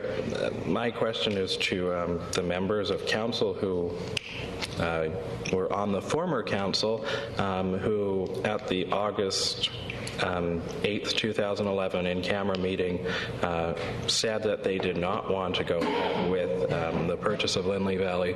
Could I please get some explanation as to why there's a change of mind now? I'll answer that too. Okay, well, first of all, we've got Councillor Besser, but you want to make a statement as well as answer the thing that you're next on now. Thank you, Bishop. I'm happy to answer that question. That based on the information that we had at the time, and based on the information that we have at this time, we have the inherent right and privilege to make choices. And at the time that we did what we did in August of 2011, there's been information that has been brought forward that I feel that will be a preservation and a best interest to the citizens for long term. We were in the process of reviewing our OCPs, and we had been doing a lot of things, and oftentimes to me things get cluttered, and this is one of those cases where I think, from my personal perspective and opinion, that we have to revisit this once in a lifetime opportunity to speak specifically and directly and singularly about this property, this piece, and what it means for future generations. I don't know that I looked at it that way then, but I think that I look at it that way now. And so I would like to have more time to examine and analyze this specific topic, the specific site, and how it may benefit or may not the future of our community as we know it today. Thank you. Remember, this has been referred back to staff for a report, so we can. I don't know if it's necessary to debate this at any great length. It's a referral, but you still want to have a go? I still want to. Okay, then you're on next. First of all, I need to rehear the motion that was made. I believe the motion is to refer item A back to staff for a report on alternative funding mechanisms for the purchase of Lindley Valley West. Is that correct?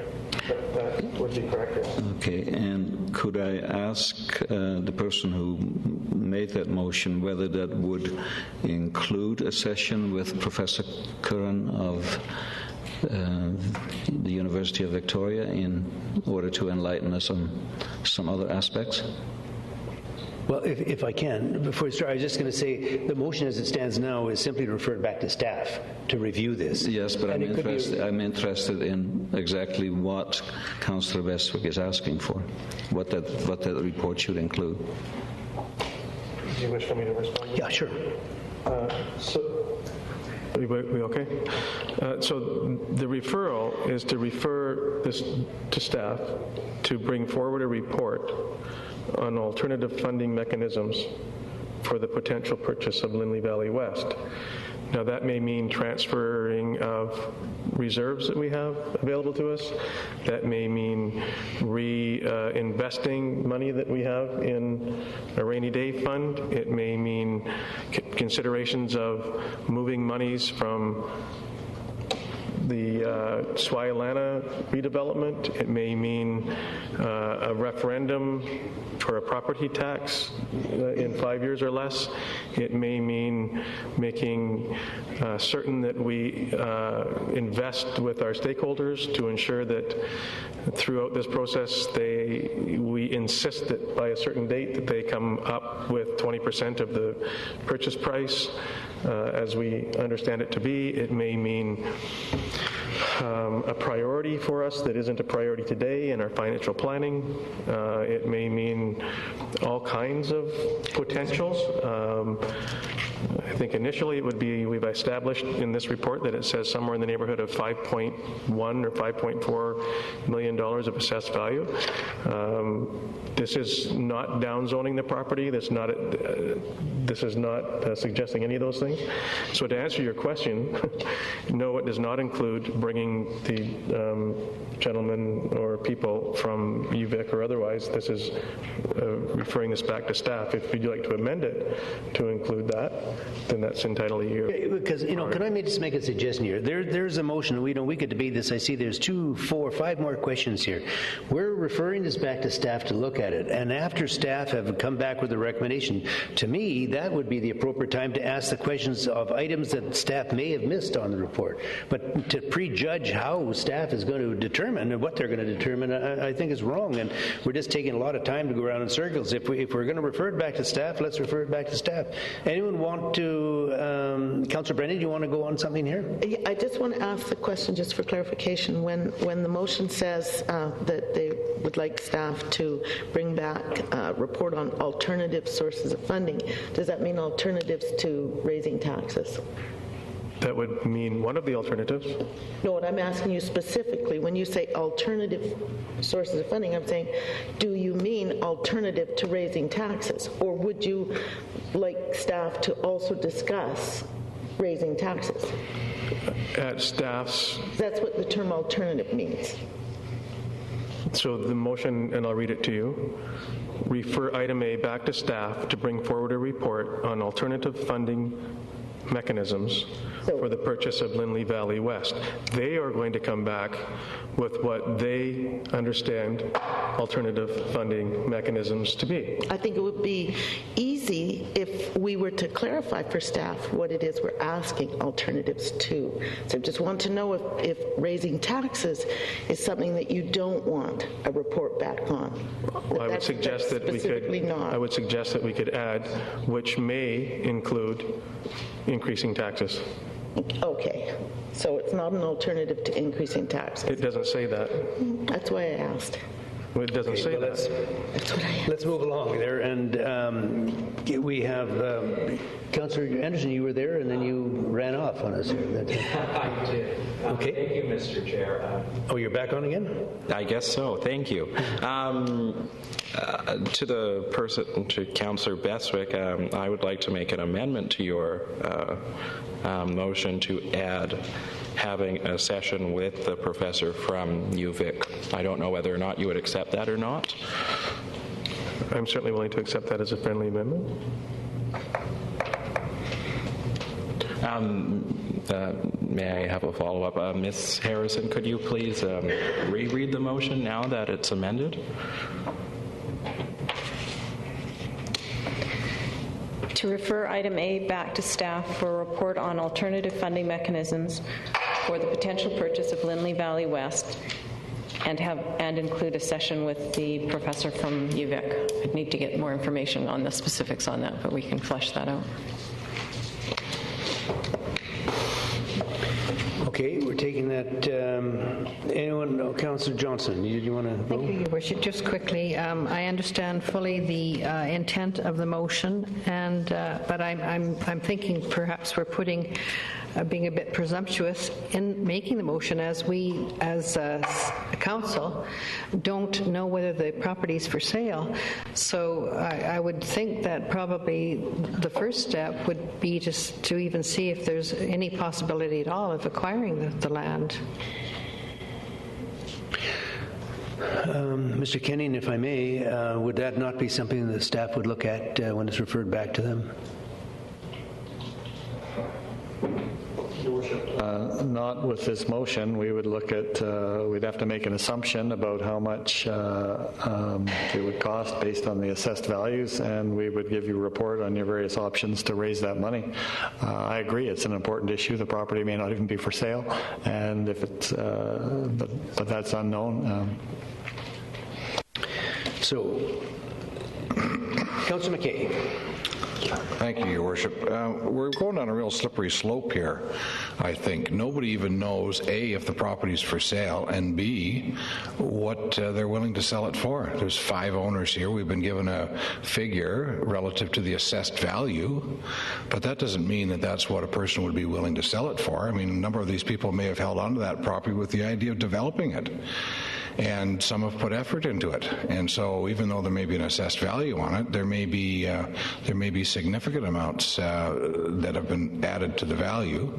So somebody needs to go out to the 5 or 6 property owners and find out, number one, if they would even be willing to sell based on the community's desire to see this retained as parkland.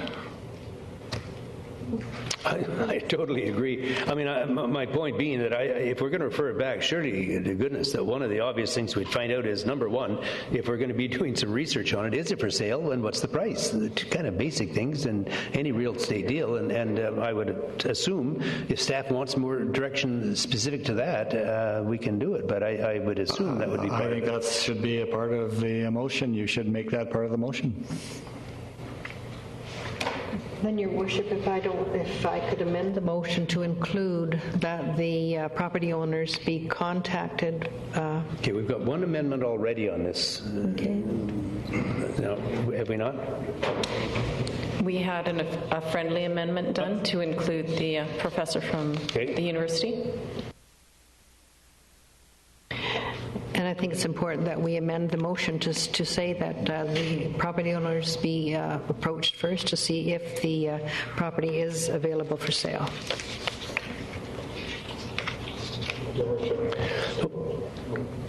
Go ahead. Your Worship, if the seconder or thirder wishes to add and approach the property owners while in the process of bringing forward the report, that is acceptable. And if I could also just then talk to Councillor McKay's point, it may very well be that not all of the property holders wish to sell, and it may very well be that if they understand what the intent of the property acquisition may be, that they may in fact, and who knows, be very philanthropic and be seeking some type of tax incentives, and they may very well see the value in selling to the city and the community and the citizens for a long time. So I think that this is very worthy of our discussion. I think it's very worthy of all of the conversation that's taken place at the table, so that we attempt to do it right and we cover all the bases, so that when we do come back, we hopefully will have all the information that we need to make a decision and negotiations for the potential acquisition. So I'm comfortable with Councillor Brennan's inclusion of Councillor Johnston, my apologies, to approach the property owners. So, Ms. Harrison, for their level maybe of you'd like to provide a little update of where we are at this point. Just to confirm, I believe Councillor Kipp was the seconder of the original motion. With that as a friendly amendment as well, the motion is now to refer item A back to staff for report on alternative funding mechanisms for the potential purchase of Lindley Valley, and that the property owners be approached to see if the properties are for sale while in the process of drafting the report, and include a session with the professor from the University of Victoria. Very long one. Did that cover all? Okay, I think we don't need to go through the amendments. We can just vote on it as a block. Or do you want to do amendment by amendment all the way down? They were accepted as a block, friendly as a friendly amendments. amendment. Okay. On the motion, all those in favor? Opposed? The motion carries. Oh, you're opposed, are you? Okay. So we'll have... you made the notation on it. Councillor Greaves opposed. Balanced council in favor. Motion passes. Any questions on 12B? The 12C, Mr. Kenning, or are you suggesting that maybe a motion should come forward concerning liquor primary license at Queen's Hotel? Or you don't just okay, fair enough. And it's a notice, Your Worship, and it'll come up as a future agenda item. Yep, and then the Quarterway Bridge improvement, I think we've dealt with that as well. So let's move into, unless there's any other questions, we'll move into reconsideration of bylaws. Be moved by Councillor Johnston. Thank you, Your Worship. I'd like to move that zoning amendment bylaw 2011 number 4500.004 to amend the height restrictions within the single dwelling residential R1, R1A zones be abandoned. Is there a seconder? Seconded. Discussion? Seeing none, all those in favor? Opposed? Motion carries. That Council rescind third reading of Financial Plan Bylaw 2012 number 7144 to confirm and adopt the financial plan. Is there a seconder for that? Seconded. Discussion? We have Councillor Beswick. Thank you, Your Worship. The intent of this then is to the inclusion of the communications officer position. Is that correct? And its impact on the budget? That's correct. And second question, Your Worship, is that at third reading, this is a third reading, so this is not adoption? Your Worship, the intent here is to rescind third reading so that it can be amended and then give it third reading as amended. I'm sorry, to give it third reading and... As amended. As amended. Thank you. So, Your Worship, this is the first step to rescind the previous third reading. The next motion will be to give third reading as amended. Thank you. So, Your Worship, I will be speaking against the rescinding of the third reading as a result of the inclusion of the communications officer position, and I will not be supporting the amendment. Okay, so on the motion, all those in favor? Opposed? We have Councillor Greaves, Councillor Kipp, and Councillor Beswick opposed. Balanced council in favor. The motion passes. And item 2. Continue. Financial Plan Bylaw 2012 number 7144 passed third reading as amended. Okay, is there a seconder for that? Seconded? I have a question. Question on that, Councillor Patchy. Thank you, Worship.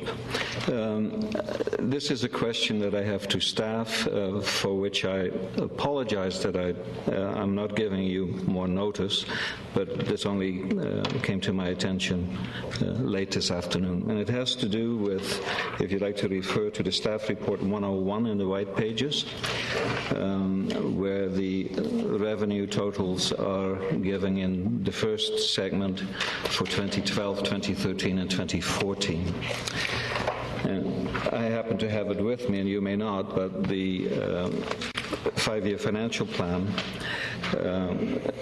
on page number 31 refers to the same numbers, but they're different for the first 3 years, and there's a considerable difference. I don't expect an answer unless there is an answer by now, and maybe Mr. Clements can respond to that. Thank you, Your Worship. I can't give you a dollar-for-dollar answer, but I can give you a general answer to your question. There's sort of two factors at play here. One is time when the two different documents were prepared. The financial plan overview was prepared in September, and the Schedule A was prepared only a couple of weeks ago, so with latest up-to-date information. But the big reason is really presentation, and the Schedule A of the bylaw is presented in a format that conforms to accounting procedures and generally accepted accounting principles, and it's different in the sense that the numbers that you're looking at for revenue appear lower down in the document as borrowing proceeds, and if you add those borrowing proceeds back up to the top number, you come within a few $1,000s of reconciling the two numbers, and those few $1,000s can be explained by the changes that were made since we started the budget process, whereby we at one time deleted one position, deleted the internal auditor, and then we added some money for some grants funding, and then we added some money for the communications manager. So it's basically once you add that money back in, you're going to come within a few dollars of reconciling. But I can give you an exact answer tomorrow once I get a chance to talk to our budget manager. I think I understand that. The only thing I don't understand is that the numbers for 2015 and 2016 jive with the other ones. So why would that be? I can't explain that one tonight. I'd have to look at that one in more detail. Okay. Thank you very much for doing that. Okay, Councillor Kipp. Thank you. First off, I can't support the budget for the new communications officer. We've got 6 or 7 fairly high-profile professional people in our organization working on it currently. I don't believe in a spin doctor. Never have, never will. Just selling the story, it might just tell me something we've already missed. Like I'd love to be invited to emergency management things, but I don't hear about them, and I don't think this position is going to improve that. Secondly, since I've been here in 2009, I calculate our revenue property tax values from $75,000 back in 2009 to $101,000 by 2016, a 34% increase. On page 102, it says on our first statement, property taxes, the City of Nanaimo will attempt to keep a proportional share of revenue from property taxes at levels similar to the average of comparable municipalities. If we're growing from 2012 to 2016 at 18%, of taxation is growing by 18%, and over a period of 8 years we're growing 34%, it's just not, in my mind, one dot sustainable. I just can't see that our revenue from taxes will grow 34%. Concurrently, it says total revenue from parcel taxes, fees, and other charges, our total revenues from others are only going up 9% in the 5-year period and only 15%. So taxes are 34% over an 8-year period increase, and the overall revenue source is 15%. So taxes are really going up at an amazing rate. And of course, revenue means that expenses, the only reason we're gaining that revenue is because we have those expenses tacked in. On the second line on page 102 are parcel taxes. This goes back to my point with parkland. Parcel taxes will be used wherever council determines they may be more appropriate than property taxes. That's what gets to my point on parkland, which I'd love. I'd put up taxes for parkland for firefighters and different things, but not for spin doctors. So when I look at some of my figures in quick calculations, just ratio comparisons, we're growing at an unsustainable rate. Even if I take off the 34% over 8 years, if I take off the cost of living increases in that, it's a phenomenal growth. And now I calculate in operational costs at the regional district, which we're a big taxpayer of, over a 5-year period is 30.56% increase in operational budget. And it's for secondary treatment of sewer and different things. I just can't support the budget. I'm sorry. It's just, no offense to staff, I think you're trying, but the accrued budget is just terrorizing me. I'd rather go back to those core values, and I'd rather go back to a zero-based budget where we start each department at zero, and I just can't support this anymore. The growth is just not sustainable. I can't afford 34% taxes increases in my lifetime. Sorry. Thanks. So I can't support this bylaw.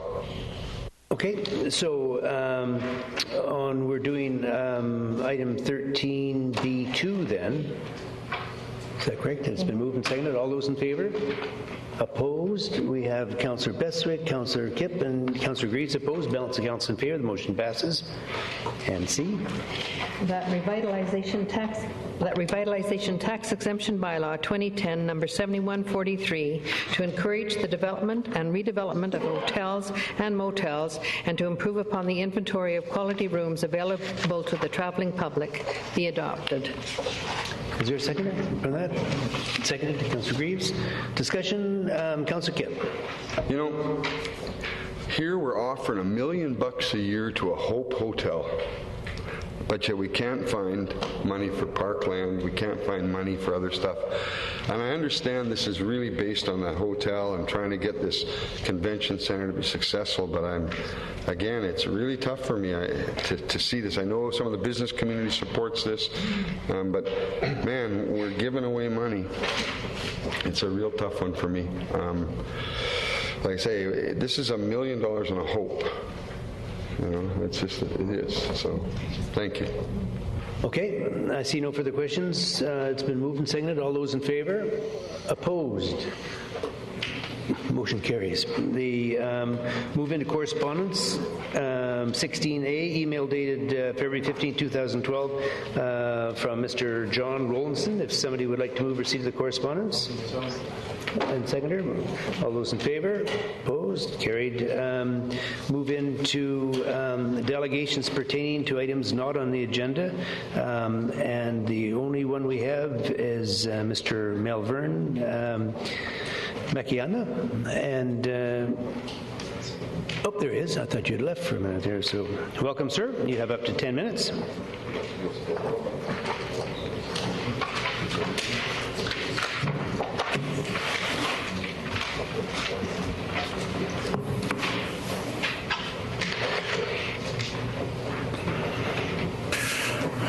Mr. Mayor, councillors, good evening.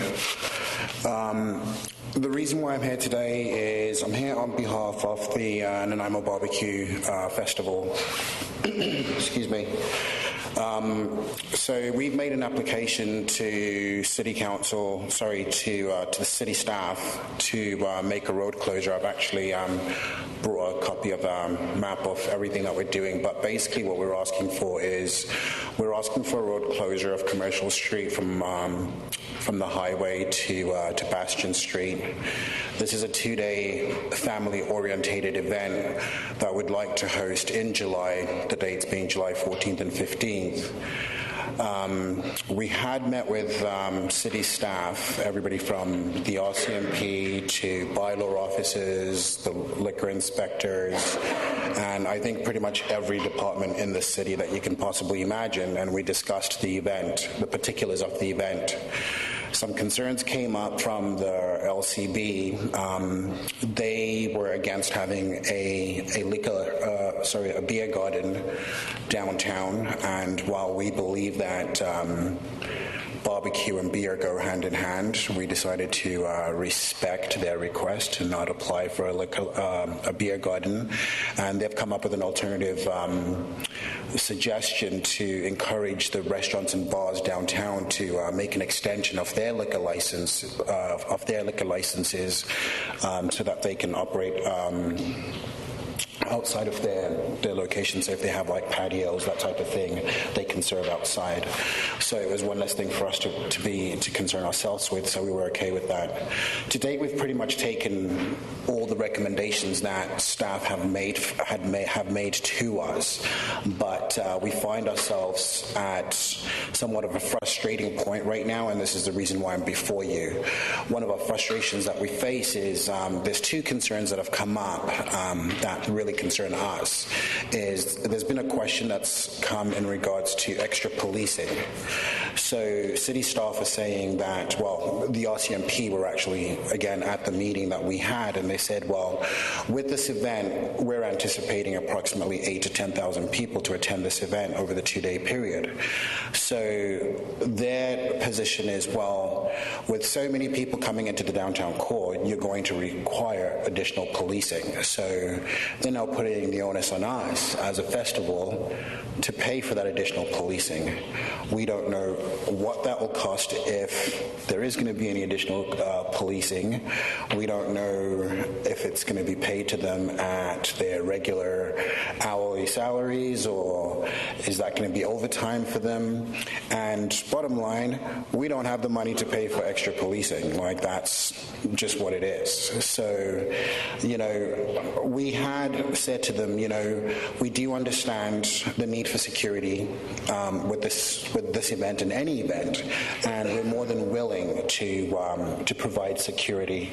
We're asking for a Friday night road closure, and again, we're looking at security measures. We've actually approached a couple of security companies who are going to be sitting down with us, and they're going to make recommendations based on our plan for those 2 days and 2 nights, and we're more than happy to follow along with that, but we just cannot afford to pay for extra policing.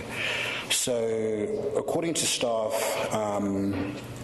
it hasn't been set in stone that there will be extra policing costs, and if they are, what they will be. That hasn't come across yet from the RCMP, but we've just basically been advised that only council can help us with that, and so that's one of the reasons why I'm here before you guys. A second concern that came up with us was bonding of the city. The city wants us to pay a bond to have this event, while we've already agreed to get insurance like we do with any other events. Initially, we'd been advised that the city would require $3 million liability insurance. We actually looked for $5 million liability insurance because that's what we were comfortable with. After having a meeting with the head of engineering today, it was brought to my attention that that $3 million liability has now gone up to $5 million, which we were happy to inform that's the insurance that we went after anyway. The concern that I have with the city saying pay a bond is, one, it's one person in the engineering department who decides whether or not we get our money back, and under what circumstances we get our money back. That doesn't sit very well with me. I don't think it's right.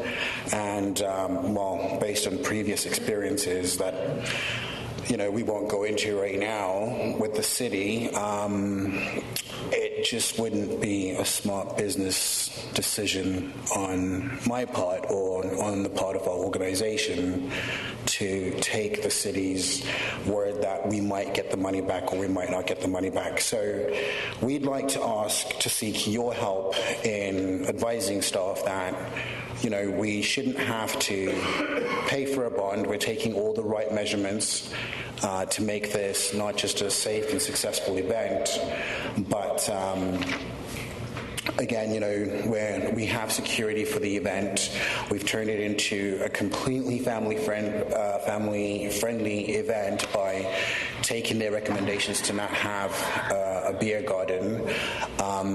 Yes, there will be a lot of people that will come to the event. That is the purpose of the event.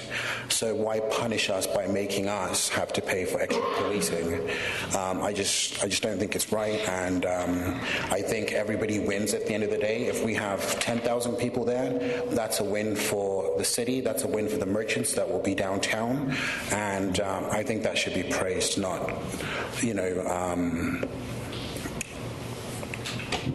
punished. punished by, and I feel it's a punishment, but I don't think it should be punished by saying, you know what, here you're going to have to pay for additional policing and other costs. Anybody who's run any type of successful events will know that in your first year, even your first couple of years, if you break even, you're lucky. Breaking even at best is, a really good outcome for a first annual event. So taking on all these additional costs that city staff are recommending or, talking about it just doesn't really help us. So that is the reason why I'm before you today. Just a couple of quick questions. This is what we're talking about here is a commercial venture as opposed to a nonprofit society. Am I correct? Well, we are a for-profit business, and we don't hide that. There is a charity component to the event. Okay, that's what I was wondering. Yeah, absolutely. There is a charity component to the event, and the charity of choice is the Hospital Foundation. We're actually trying to raise money for the new emergency ward that's going in at the Hospital Foundation. We've been very privileged to have local companies like Thrifty Foods, who's taken on this event as, an event that they really want to take on as their own. So Thrifty Foods is our title sponsor for this event. We've got a lot of other local companies that have come on board as sponsors, anybody from Signage Canada to Island Radio, Nanaimo Daily News, and many other local organizations. So they see what we're trying to do, and they believe in what we're trying to do, and the charity component really helps as well. Okay, so we've got a number of questions. Councillor Patchy. Thank you, Worship. Thank you, Mr. Makayana. Question to staff, if I may. Can you tell me about the history of city bonding and RCMP cost in connection with other festivals that we have in the city? Well, Your Worship, I'll start and then I'll get Tom to respond. But on the policing costs, it's somewhat premature because, as was stated by the delegation, the costs haven't been identified yet. The delegation has been requested to provide a security plan, and the RCMP, once they receive that, will assess what they believe the additional policing costs are. But it certainly is Council's policy that a private company requiring more police resources to put on their own event, Council policy would be that they would be expected to pay for that, and that's the policy that staff are enforcing. As well with the bonding, the policy is that bonding is required so that the downtown is put back in the condition that it was in originally. And it's not just up to one person to decide if the terms have been met. Certainly there's one person that would do the initial review, but everybody's got a boss, and that person has a boss, and his decision would be required to be supported by the management. Sorry. Mr. Hickey, maybe I'll get Mr. Hickey to respond specifically about the bonding issue and how much it is.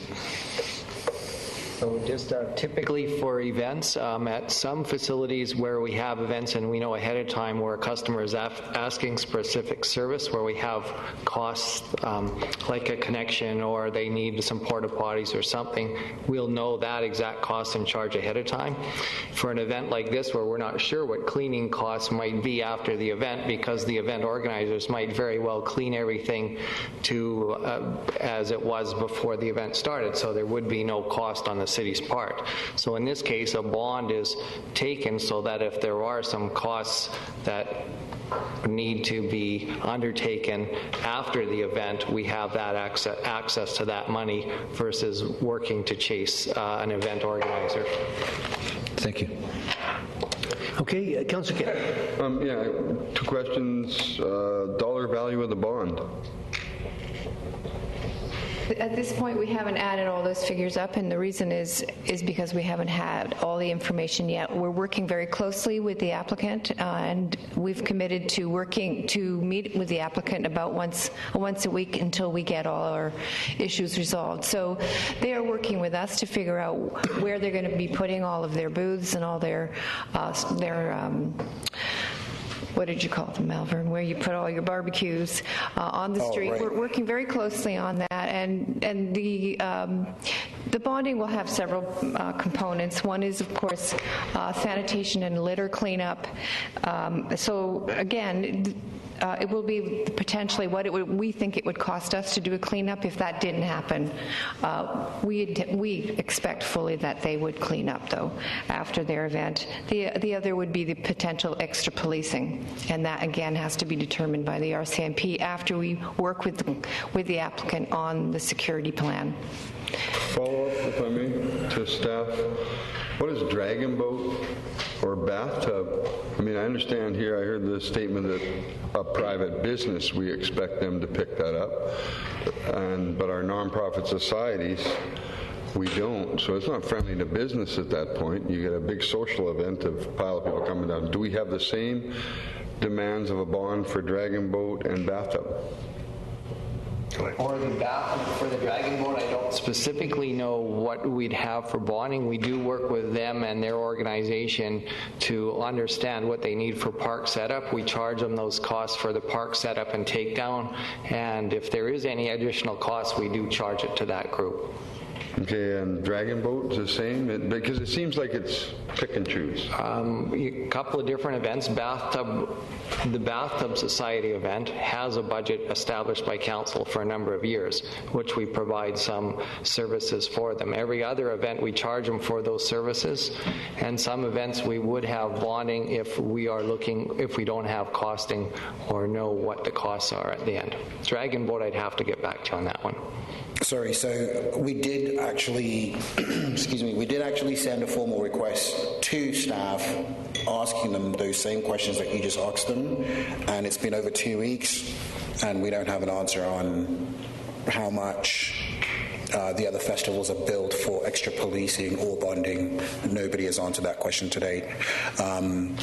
She is right that we have met with her today and another colleague from engineering, and we are working very closely. I think that we established an understanding today in terms of a working relationship, and where we felt frustrated that there was a lack of communication and we weren't being responded to. I expressed that today, and they've agreed that we will meet on a regular basis. But those are not my main concerns. My main concerns are the hypotheticals in terms of what extra policing costs might cost us. We're making commitments every day. We've already got teams committed to this event that have booked all the way from the United States to come to Nanaimo. So if a week or two from now or a month from now, whenever the RCMP decides to say this is how much it's going to cost you, if we can't afford that, then what are we stuck in a position where we now have to cancel our event and we've already made commitments? It's just not right. Councillor Beswick. Thank you, Worship. 3 questions for the delegation, or one question. Have you communicated with the DNBIA and the individual merchants to inquire whether they would participate in a stipend, if you will, based on their square footage per store or something, to support and assist in bringing this event and these many people to downtown Nanaimo? The DNBIA is very excited about this event. A lot of the merchants, I haven't spoken to every merchant in the downtown core in that particular area, but every merchant that we've spoken to is really excited about it because people downtown means business for them. So in that sense, we're not getting any negative feedback, right? It's just some of these logistics that we're trying to work out, again, that we're a little bit concerned about because, again, it comes down to making commitments. And I understand the RCMP did request a security report from us. I personally am not a security expert. I'm an event planner, so we requested that a security company do an on-site walkthrough with us, and we'll take their recommendations, and that is the security plan that we'll use. So whatever the security company provides us is what we'll use. We've explained to the city staff that the reason why we don't have one yet is because we haven't been able to meet with the security company, but that is happening later on in the week. At the end of the day, the RCMP have made it very clear, they made it crystal clear in their meeting that regardless, there will be a cost to additional policing for this event. Thank you. If I may, Your Worship, I think the NBIA does have a special event component to them with some funds available. I'm trusting that you're reaching out to them for some support and assistance. This is an economic generator. This is a business opportunity, so I would suggest that you may wish to, if you haven't already, speak to the Nanaimo Economic Development Corporation. Attracting a large number of people to downtown Nanaimo from inside Nanaimo and outside of Nanaimo externally is something that we could grow. So I'd encourage you to talk to the Economic Development Corporation if you haven't. And final question, Your Worship, have you talked to our sports tourism events manager to date? Sorry, who? Our Elizabeth Williams in our Parks. Oh, actually, Liz Williams was in our initial meeting as well. She was one of the people that attended the original meeting, and she is actually going to be in our next meeting because Diana Kroll Plaza is one of the facilities that we're using during this event. We're going to have a live entertainment stage there, and that falls under Parks and Rec, so that's why she'll be there. But I do know that she brings a great deal of expertise to the table, so we're looking forward to that. In regards to approaching the Economical Development Corporation, unofficially, I have been informed that their funds overextended, so I don't think there's much they'll be able to help us with for this year anyway. Thank you. Okay. Good, sir. I see no further questions from this time. Thank you very much. I think what we'll do, maybe if the staff have a view, I don't know that council could make any decisions. I mean, I have no idea what the RCMP cost would be, and I don't see how we can make a commitment without having that very same information, unless staff has a different view than I do. Our position is that the delegation should submit his security plan, and it'll be evaluated. Okay. Good, sir. Thank you very much. Thank you. Now, we're entering into the question period. Item 21, agenda items only.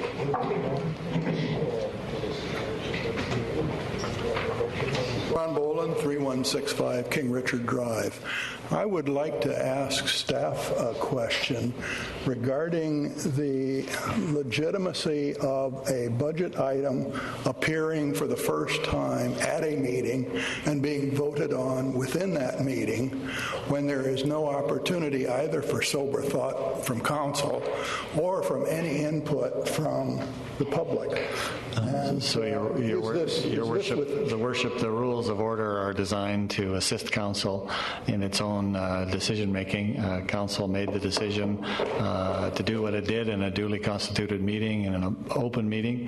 However, I don't agree with the comment about there's no opportunity for sober second thought. It was again on the table today as part of the budget, so it'll be, I'm sure, part of the discussion again when the budget is adopted at the next meeting. So that's 3 meetings that it would be on the agenda. So I don't agree that there's no opportunity for sober second thought, and I believe that council's action was legitimate action within their processes.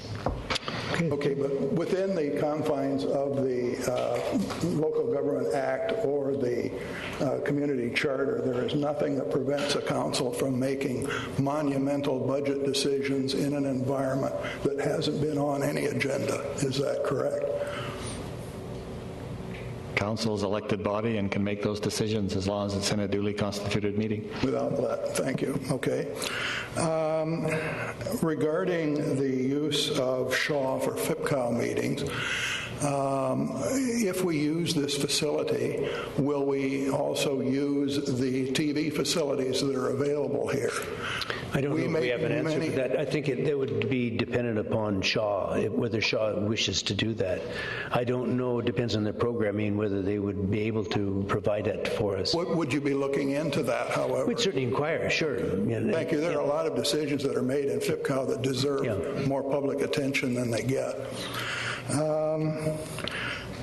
Regarding the park issue and acquiring land, could I please find out the process that was used to acquire the land that we're standing on right now, which was private land and it was publicly acquired for this facility? That's correct. It was private land and it's now owned by the public. It was acquired by the city through the expropriation process where negotiation didn't result in a deal. The expropriation process, that's what I was interested in. Where negotiation didn't result in a deal, there was multiple properties. Some were negotiated and some were expropriated. As I recall, there were some unsettled cases with that process. Have they been settled? Okay, Mr. Boland, you know the rules as well as I. It's question period for agenda items only. Okay, I thought that was related, but if you don't, I will not pick that up. I would like to ask that you, if the law professor comes up from Victoria to discuss the issue of the acquisition of land by a city and its legal process, that be either separately or at the same time a public meeting so that the public can hear that discussion. Okay, I will ask for your consideration in that. All right, good point. Thank you, sir. Okay, thank you. Thank you. That's all I have for tonight.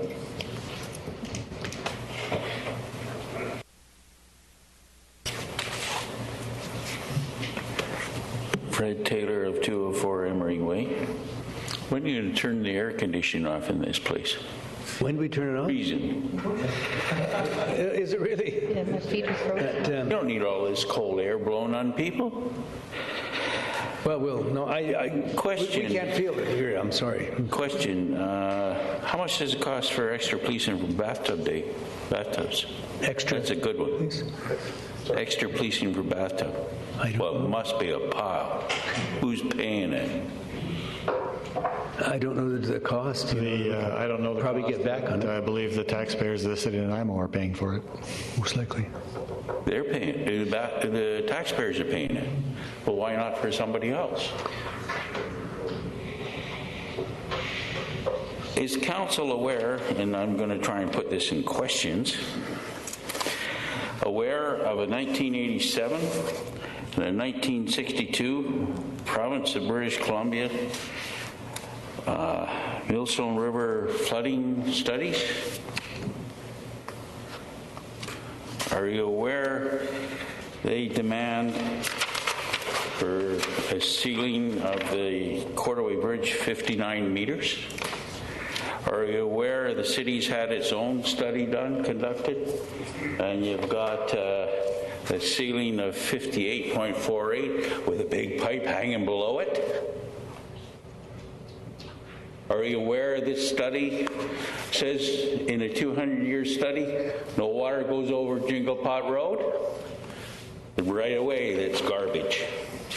Water does go over Jingle Pot Road. So that means the water levels are higher than what this study says. So you should go back to the ones done by the province and raise the bridge. I have pictures of the flood that says this study says doesn't happen. And that's not in 200 years. I haven't been here that long.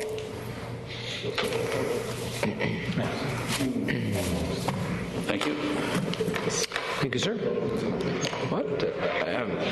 Mr. Chair, I have a question. Sure. Could you explain which bridge you're speaking about? I didn't clearly understand. Is it the Quarterway Bridge? Quarterway Bridge, you had quite a talk on it tonight and you're by saying, staff. And you're saying that it's supposed to be 59 meters? Well, your previous studies before it was redone by the city is higher for debris to go underneath it, and then you hang a pipe down below that. You heard different measurements tonight, meter third for the pipe, meter this and that.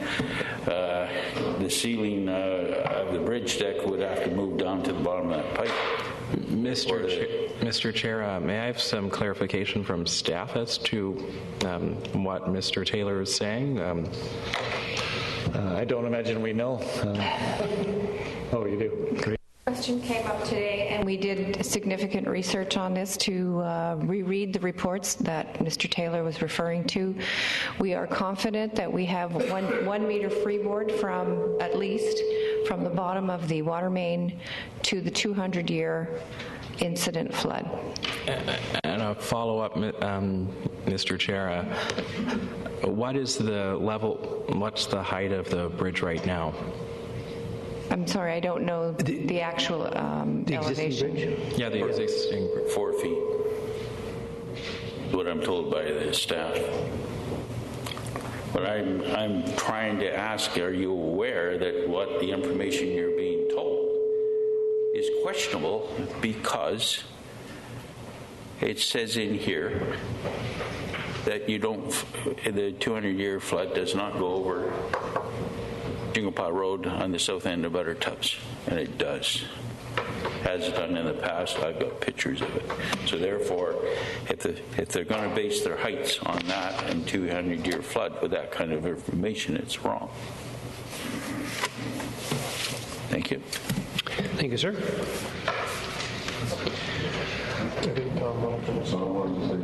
Tom, do you want to, sorry.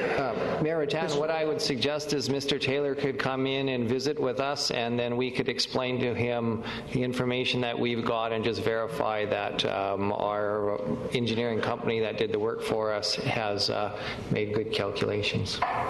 I've asked, as you people have asked in reports commissioned by the council, where's the draft? I want to see the facts. Oh. The draft.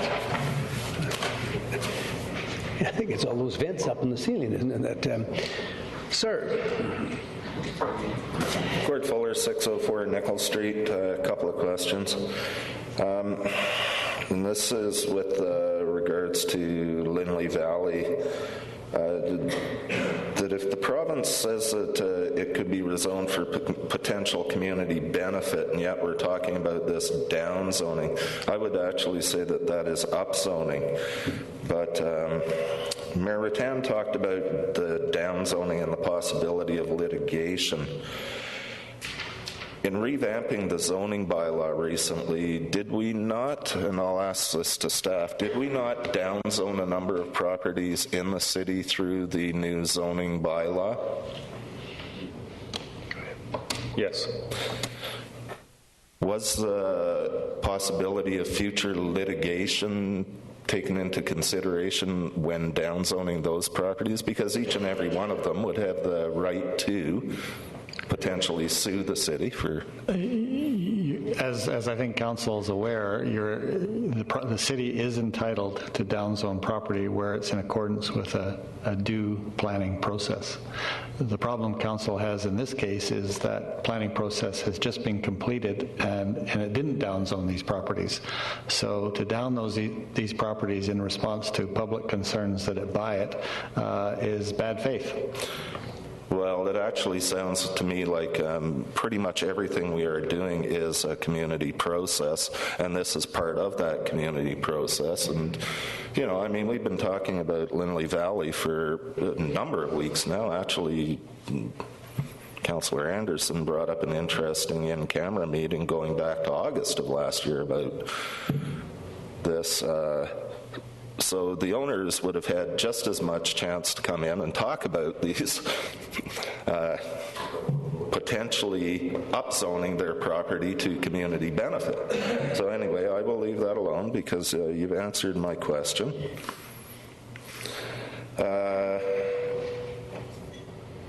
Mr. Kenning just mentioned when Melvern was up here that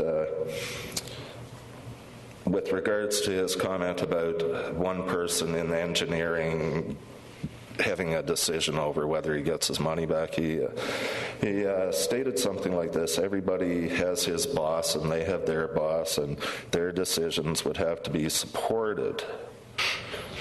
Would the same apply to this new communication manager? Yes. And if so, why are we hiring a communication manager?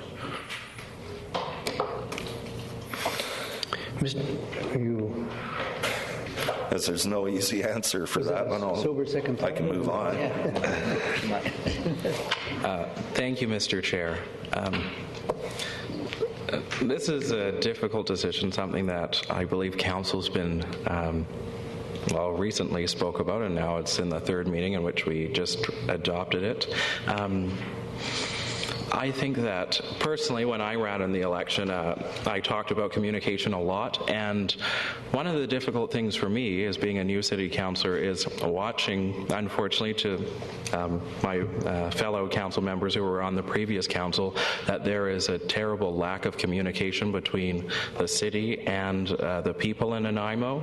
If we look at what happened with the low barrier housing, for example, and that the city came out and said, this is what we're going to do, and not even 2 weeks later, there's a $2,000 page ad by the Concerned Citizens of Nanaimo, which, just to let you know, if you go and check the financing, it says they only spent $1,000. But anyways, showing a family walking down a road and there's a white picket fence, and there's an individual who's on that fence injecting herself with a needle. And this is something that I've watched council do, and that they've allowed other individuals in the community to define what the city's position is, and I don't think that's right. I'm someone who, perhaps I'm naive in that I believe that the government is telling you the truth, and now being a city councillor, I continue to believe that, and I think it's important that we put the city's position out, because for me, I didn't vote for a spokesperson. I voted for someone who's going to put out communication to the city which is truthful. For example, at the Financial Policy Committee of the Whole meeting, the many people who've emailed me saying that they are dissatisfied that we voted for a communications manager, I asked them how many reporters were in the room when we voted for that.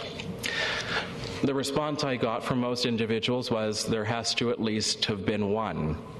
And you were in the room that day, and there was not even one.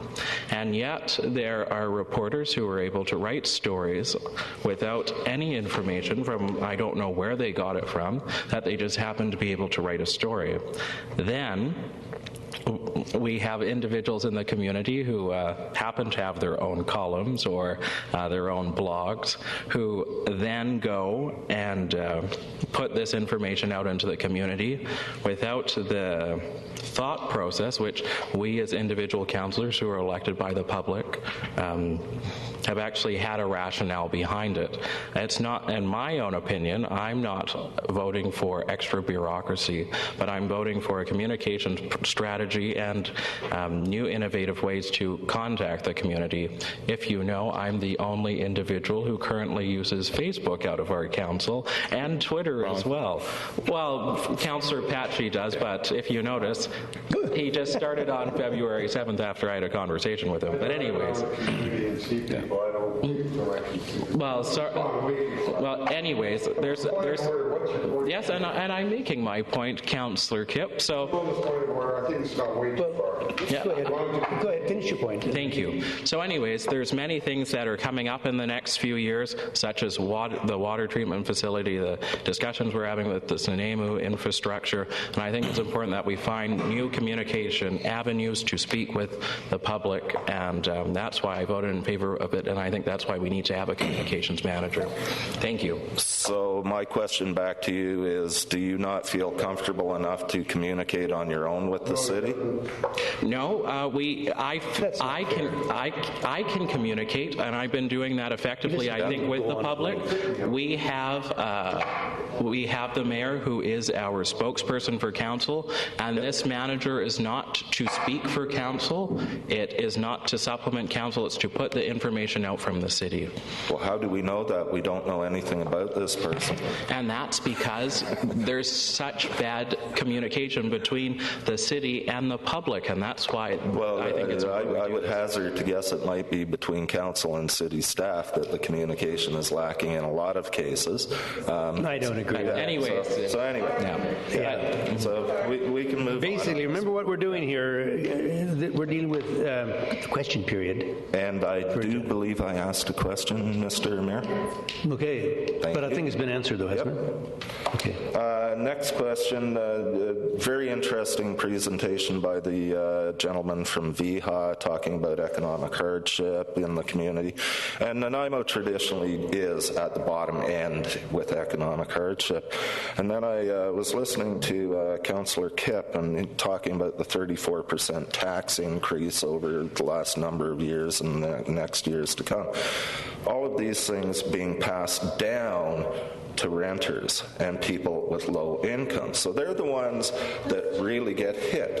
I am coming with one, Diane. Patience. You're getting paid to be here. I'm not. I stuck with it. Okay, now to stay with it. Now I'm going to ask my question. Ask the question or we're going to dissolve the meeting, okay? Let's get on with it. You like the sound of your voice, but not everyone does. So ask your question, please. That's all we're asking you to do. I could have done it by now if the two of you hadn't Just go ahead with your question, please. So please do not interrupt. The question is, I want to know if council will consider this before they pass the financial plan bylaw at final reading. I want to know that they're going to consider the impact of taxes on the poor in this community. The answer is yes. Thank you. Thank you. Anyone else that would like to speak to matters related to...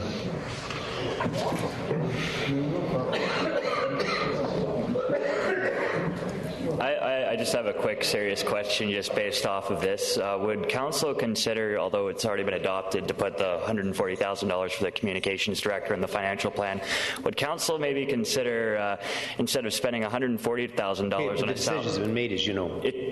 Yeah, I know, but there's always sober second thoughts.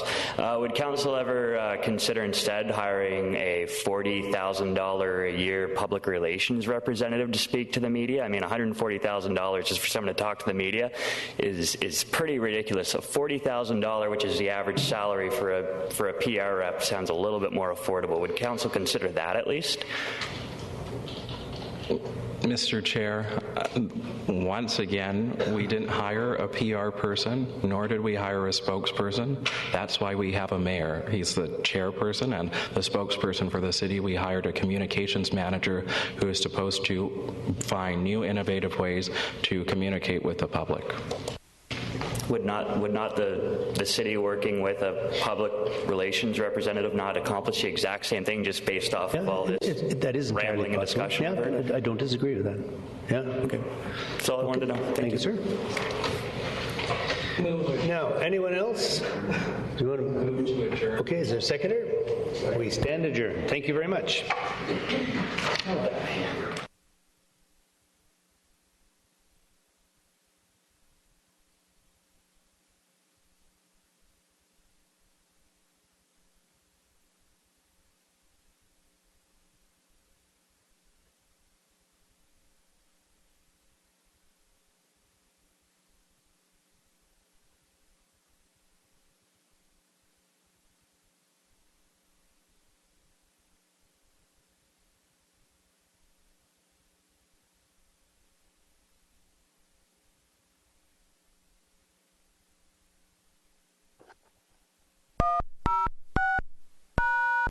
This is the perfect Absolutely, thing for it, yeah. absolutely. And some of those standing poses that we did, like the tree pose and stuff like that. That will help so much with every day. It's a functional exercise because you're challenging your balance, you're strengthening your core, and your core is where everything is from. So if you're golfing, it's all from the core. That's right, yeah. And one day I hope to find my core, Misty. We'll see what we can find under all this. Thanks very much. That's it for this segment of Fuel. Thanks, Misty. Great time.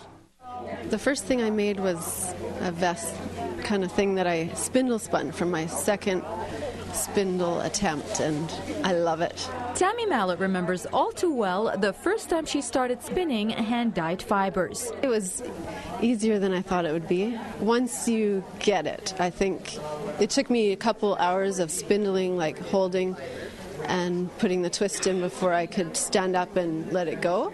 And I think once you just get it, you get it. And she has Karen Miller to thank for that. Tammy joined Parksville's Bradley Center Spinners a couple of years ago. And since then, Karen took Tammy under her wings, mentoring her and teaching her all about spinning and spindling. She helped me a lot, and she's a very good spinner and encouraged me to do it. She didn't need much help. She was pretty much a natural from the get-go, and she is a self-starter, and she truly enjoys what she's doing, and that really shows through in everything that she does. And for other spinners like Tammy and Karen, the Bradley Center Spinners Group provides the perfect atmosphere to spin, to be creative, and to make friends. You can meet all kinds of amazing people here. There's alpaca breeders, people who moved to the island and wanted to just become a small hobby farm. You meet all kinds of weavers and people who are just so artistic, and this is their expression of it. At the time that I joined, it met every 2 weeks. And soon thereafter, we found that there was enough interest that we moved it to a weekly venue. We are trying to promote and experience the clothing end of what's available on the island. And we do have all of the fleeces and all of the things we need to make our own clothing. The stories and the people here make spinning just absolutely joyful.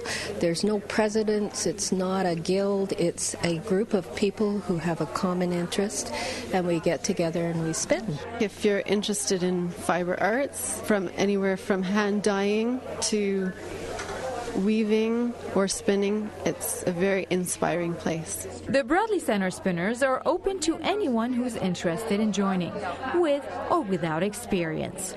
In Parksville, for Shaw TV, I'm Dunya Tosi. Sprott Shaw Community College's Higher Learning is brought to you by Sprott Shaw Community College at sprottshaw.com. Like most people, I enjoy a good burger or a steak, but I don't know the difference between filet mignon or ribeye. That ends today. And just a warning to all you vegetarians out there, this might not be the episode for you. Melanie's task today, to see if she can cut it as a Save on Meats butcher. I'm Jason Lizard. I've been a chef for 12 years. Well, you can't be squeamish, and you need really good knife skills. I'm not great with a knife. It's a very tedious job, and you really have to watch what you're doing all the time. I'm a little accident prone. Her first task, deboning a chicken. It's pretty much just taking your legs, your breasts, your wings off the bone, and then you have the bone left for stalks. I think it's sharp. That's probably good. Okay. So, chicken today. Yeah. Farm fresh chicken, but it's free range. Yeah. No antibiotics. It's a happy and all that chicken. kind of- It is a happy chicken. Okay. Happy to be deboned, I'm sure. Just slice Yeah, it through. just slice it right through. Oh, this knife is sharp. Take your chicken and hold it like this, Yeah. and you're going to snap it. No. No. And so put it back down on the cutting board. The crunching of the bones really just hits you right here, right in the heart. That poor chicken. Make sure you hold it like Oh, I see. Okay. Oh, did I get you? No. Okay. Cut through the bone? Yep, cut right through the bone. Maybe my knife's not sharp enough. Having trouble with that one? I really just want to rip it apart. And we're done. The chicken deboning may not have been the best warm-up task, but now she's off to do some meat trimming. That's a big old piece of meat. We use that for chuck roll steaks, chuck roll roasts. All the muscles are in sections, so you can just follow the line. Did I do this right? Just come right off. Speed slow, way too slow. Don't give me a big knife and expect me to go fast, Jason. My wrist hurts. Really feel like I'm doing all the work here. Save on meat, save on labor. Have you tried anything before? Not well. Not well? Okay. You said loop, over. Over? Yeah. Around? Around. I can't tie a roast to save my life or anyone else's life. Even though she wants to be a butcher, I don't think she realizes how much work it is. It just takes practice. With the chuck all cut up and ready for stew, she's off to the sausage station. We're going to fill this up, and we're going to make some sausages. Sausage, it's pretty difficult. It's a big process. The vintage cranking sausage maker, it's pretty freaking cool, I think. Slow down. Sausage making is so much fun. Look how cute they are. She did good. Yeah, I think she probably excelled at that. That was my favorite part, by far. So with all the meat out of the way and only a few dollars lost, how did she do? So, Jason, would you hire me? Would you fire me? Please hire me. No, I'd have to fire you as a butcher. Really? Yeah. You're dealing with knives, you're dealing with bandsaws, you're dealing with hacksaws, and you can lose a finger very quickly. You need to be able to use all the product in a way that you're not wasting money. So you have to be really creative, and you have to use every bit of that animal that you can. I completely respect the profession.